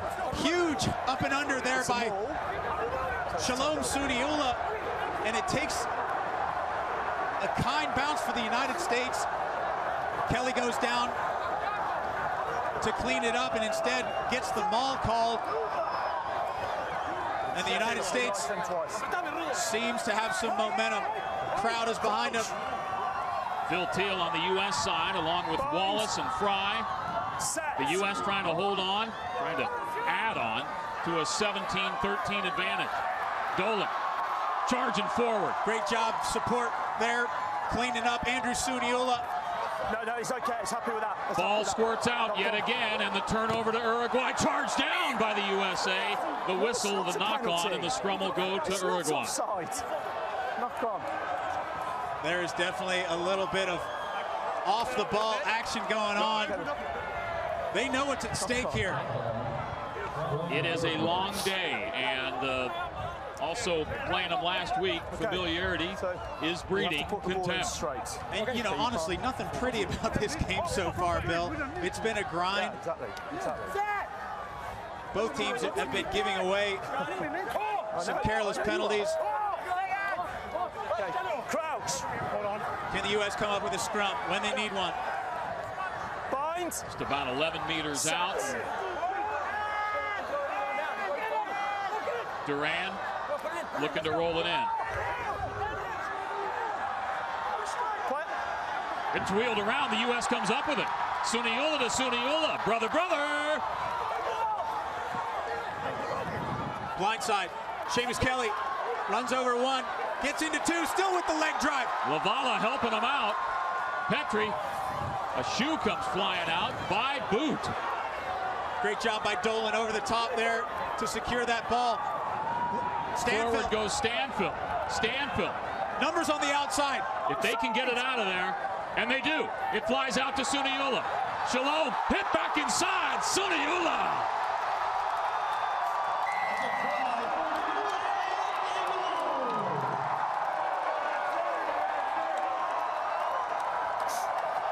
What a moment for Shalom Suniula. What a journey Shalom Suniula has been on, Bill. We've seen Shalom Suniula most of all wearing a sevens jersey for the U.S. He fell out of favor with the coaching staff at the sevens. Yeah, it is, yeah. He wants to play in a World Cup. He put his hand up and said, I can play scrum half in 15s at this level, and this is what he brings. Petrie spins it to him. He takes a look at his brother, and man, just bust a move on Berchese. Stepping off that left, and Felipe, he went one way, Shalom the other. Thank you. Suniula, a great moment. So much commitment. He moved his entire family from Australia, where he was living just a year ago, to be a full-time rugby player at Chula Vista. Now he's following the Rugby World Cup, dreaming with a performance like that. You got the attention of Mike Tolkien. Just about 13 minutes to go. And again, the United States with a 24-13 advantage. What you want to see from the Eagles once more is do not let off the accelerator. Stay on it. Dolan up high for the take. Rolling forward, the USA. Spun back to Suniula. Deep he goes to Wiles. Bounding one back to Mieres. Good precision by Wiles. Mieres kick. Straight up. He camps under. Makes the grab. Does a great job of recollecting his own kick. And Uruguay got one going here. Echeverry's dangerous. Uruguay's not going to go away. Ripped down. Kelly on the break. He's got Hume outside. Luke. Off to Suniula, the other brother. Can he score? Andrew. Do they press it down? And a try. Oh.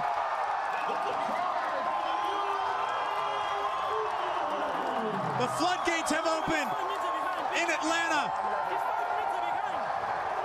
In the matter of about 6 minutes, the United States, 3 daggers. Phil Teal's face tells the story. The grit.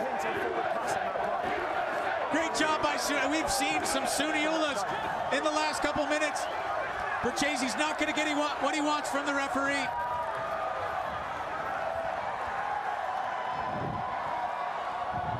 Another look at this one. Starts off with Seamus Kelly. Great pass out to Hume, and Hume does a really nice job keeping this ball alive. In the tackle, Suniula on the support line. Suniula able to hold on and in one rollover and put it down. I guess that's your one motion. He's allowed that motion. He rolls over. And a try for both Suniula brothers. And isn't it redemption for Andrew Suniula, who was sent from the field in the first half for a bit of a discretion. Fry comes off the field. Stanfield comes off the field. They've done their work.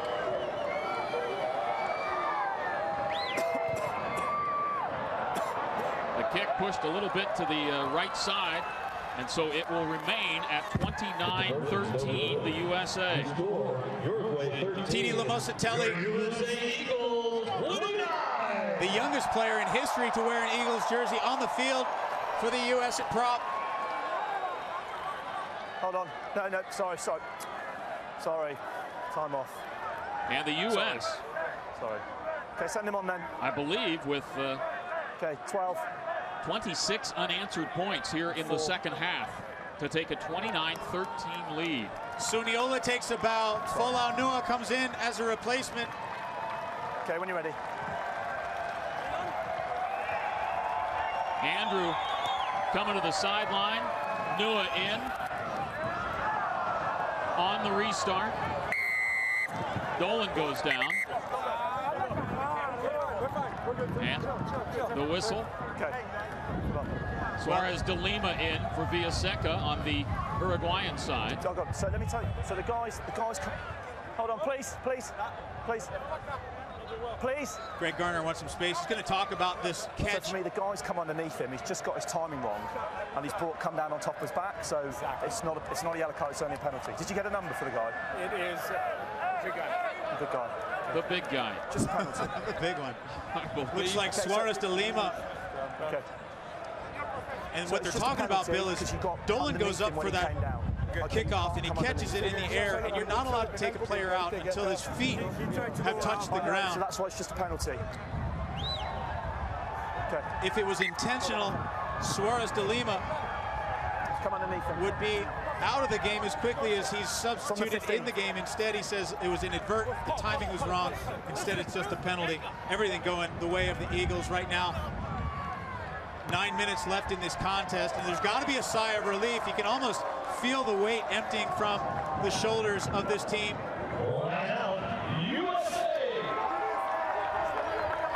And the line out to the U.S. There is Eric Fry. 7. You got to give credit to Fry. He's gotten a lot of criticism over the years for his ability to scrum. He's a converted lock who put on a bunch of weight and hit the gym and is just a grinder. Come back, knock on. And he's learned a lot. Now the line out, not the best one the U.S. had seen, and with the knock on, the scrum will go to Uruguay. Ty Tuiasamoa also in at lock. Tolkien's emptied his bench. Cam Dolan goes away. Kyle Sumption in. The BYUer. Time off. And you see just about 8 minutes to go if the United States holds on to this one. And you got to think they have a pretty good chance. They punch a ticket to London and the 2015 Rugby World Cup. Okay, come on the outside. Crouch. Bind. Set. Yeah, thanks. Penalty awarded to Uruguay. The United States pulling down. And racing forward is De Freitas. Tackle now. 7 lost. Duran spins at the right side. Wallace is there with help. And the U.S. getting almost over it. Firing back again. Good job by Lamosatelli. Tuiasamoa, look at all the tacklers coming up. That's the kind of aggression that Tolkien was talking about. Time to fire. Haven't heard much from Levis today, but Leandro wearing the 14 for Uruguay. De Freitas. Picked up by Sumption and others. And that one. 20 release. Not releasing. And frustration now for Uruguay. Stop. You know, you just mentioned Levis. Levis. Back you go. Back you go. Getting in the face of Samu Manoa. And back you go. Pretty sure that's not a fight he wants to 20, pick. off. On paper, it doesn't look good. You're not going to get inside that reach. Bertese kicks to touch. Coming up on 74 minutes in. 29-13. The U.S. with second half tries by Fry, Petrie, Shalom Suniula, and Andrew Suniula, and holding a 16-point lead. Hold on. Tom Kulikan checking in. Made his debut in Montevideo. Step out, lads. Born in Cleveland. Went to Sydney University. And Phil Teal getting a much-deserved rest as that one swatted away on the line out. Uruguay, can they get one here? Under 6 minutes to go for them. Good drive. You know, you can notice that influence of their coach, Pablo Lemoyne. It's a very forward-dominated team. But they've lost the ball. Suniula. Don't go forward. 20-17. Sends him scurrying, and going back and making the grab is Echeverry. Geronimo runs into a couple of Eagles. Seamus Kelly fights through it on the counter up. Oh, man. Wallace said hello. The whistle. Duran was trying to get it out of there. Likely going to see Wiles tee one up here. You know, and it's almost like this team is playing unencumbered, a little bit more freedom in their game right now, and they've kind of taken the pressure off themselves, and as a result, we've seen some great rugby. There you go, shot. You know, it's possible with the pressure on them and all the things that they were trying to do to begin with within the game plan that it was really stifling their ability to play. Kelly, bind on the arm and you come like that, okay? Possibly a cramp over there. The one sock down, one sock up. That's a signal. He's back up. Wiles tees it up. And a chance from just under 40 meters to give the U.S. a 32-13 lead.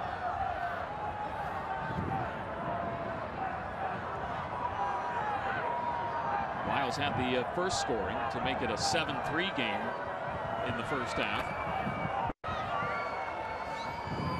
And Chris draws a bead on this one. Got the distance, and it's through. Slatomatic. And a 32-13 USA lead. So once again, at the intermission, Uruguay with a 13-3 lead. And then the U.S.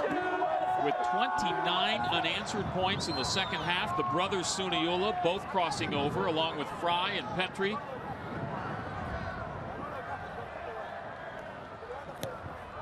And on the restart. Oh, taken by Samu Manoa. Looking for someone to offload to. Can't find anyone.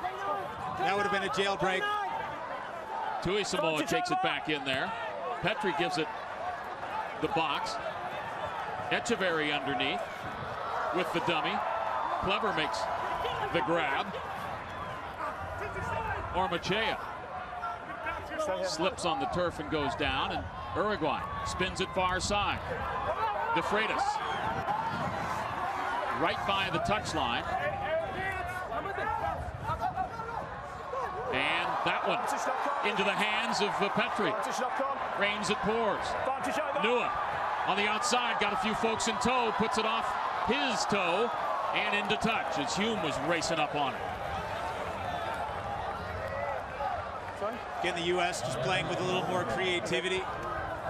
Maybe should have kept that one. Okay.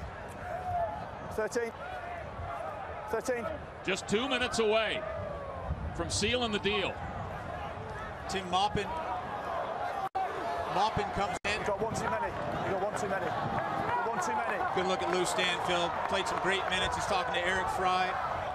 Both of them really dedicated. Kelly also comes out. And the U.S. with a chance to do some more damage. Numbers to the outside still.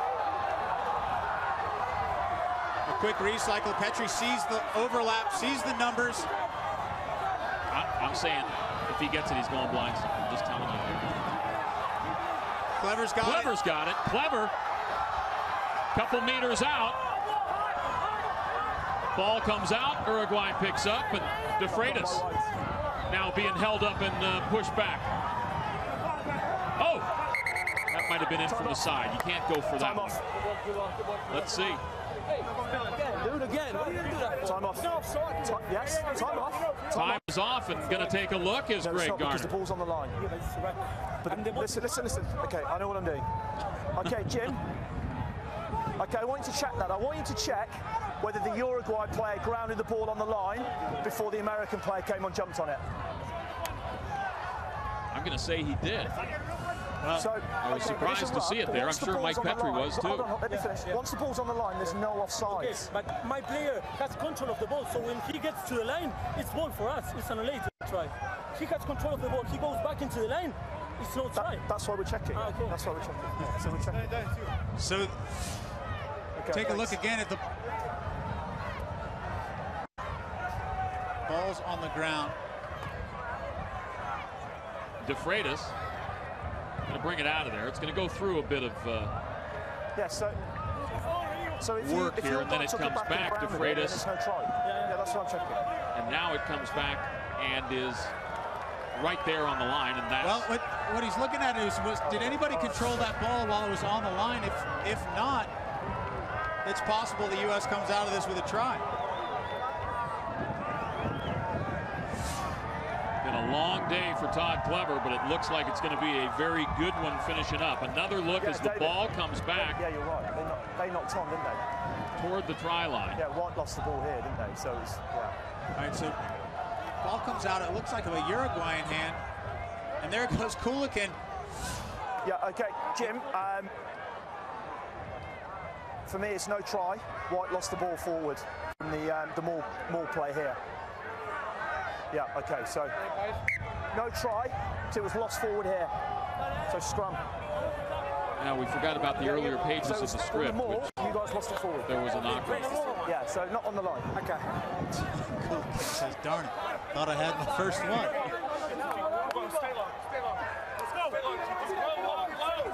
Re-rack, set the scrum.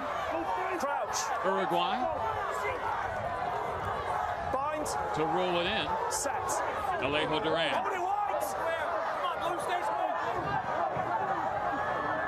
In it goes, and then out it comes. Behind the Uruguayan foot. Into the 80th minute of this game. And the U.S. just stamping it up here. And the U.S. is going to the World Cup in 2015. The ball kicked into touch.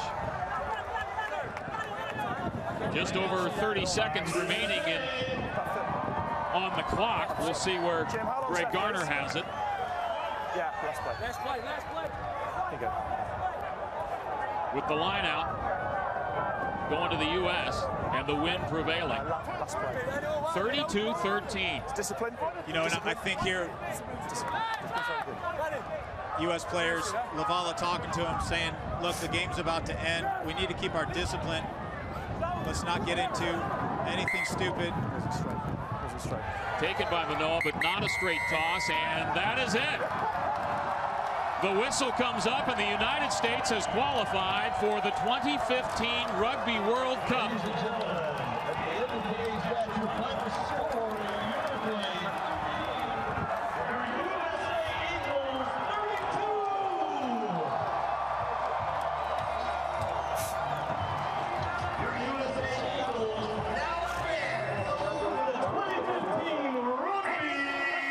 They did not do it the easy way. Uruguay took a 7-0 lead, had a 13-3 advantage at the intermission. And then 29 unanswered points in the second half, and the USA is into the World Cup against South Africa, Samoa, Scotland, and an Asia qualifier in Pool B. Back with more on Universal Sports. 32-13, the United States posting a victory over Uruguay, thus securing a spot in the 2015 Rugby World Cup. And how did they get there? Well, let's take a look. The highlights presented by AIG. Bring on tomorrow. A 13-3 lead for Uruguay at the half, but then the U.S. somehow, someway, Eric Fry in there, squeezing that one down. And then the U.S. with a 13-10 deficit at that point. And then Mike Petrie, here's the big charge. Petrie needed to have a moment. He steps up huge with this quick tap, darts down the field, and scores a 7-pointer. Brothers Suniula, Shalom, stepping his way off the left, and then Andrew Suniula gonna get one from Kelly here. Actually, Luke Hume did a great job keeping it alive, and Andrew Suniula capping it off. 32-13 the final. Nick has the captain, Todd Clever. All right, Todd, you are probably one of the toughest guys I know, and I know you're hurting right now, but that win has to mean a lot to you. Yeah, I wish I could say I'm not feeling any pain, but I'd be lying if I did that. Yeah, I got hit pretty good early on, and the doctor said it's either a small fracture in the rib, but it wasn't anything in my lungs, so they said as long as you can play through pain, that's it, go out there. It's a huge motivator for your team. What did you say to the guys in the second half? Because you guys came out and laid down 29 unanswered points. Yeah, I mean, you know, the leaders of the group just led by example. You know, we took our front football, and you know, we had some bad bounces in the first game, bad bounces in the first half, but it all came together. We knew it was going to happen, but it took longer than expected. But I'm really proud of our guys. Todd, congratulations on qualifying for the 2015 World Cup, buddy. Thanks, Nick. Well done, USA, and the celebrants in Atlanta, Georgia, for this Rugby World Cup qualifier, and 32-13 the final. Final thoughts on this one? They needed to have it. I've been there before. It just feels like the monkey's off your back, and now they can celebrate and start getting ready for the 2015 World Cup. That's a huge step. Saying hello to South Africa, Samoa, Scotland, and others. 32-13, the U.S. wins it. For Brian Hightower and the entire crew, I'm Bill Seward. Thanks for joining us for Rugby here on Universal Sports.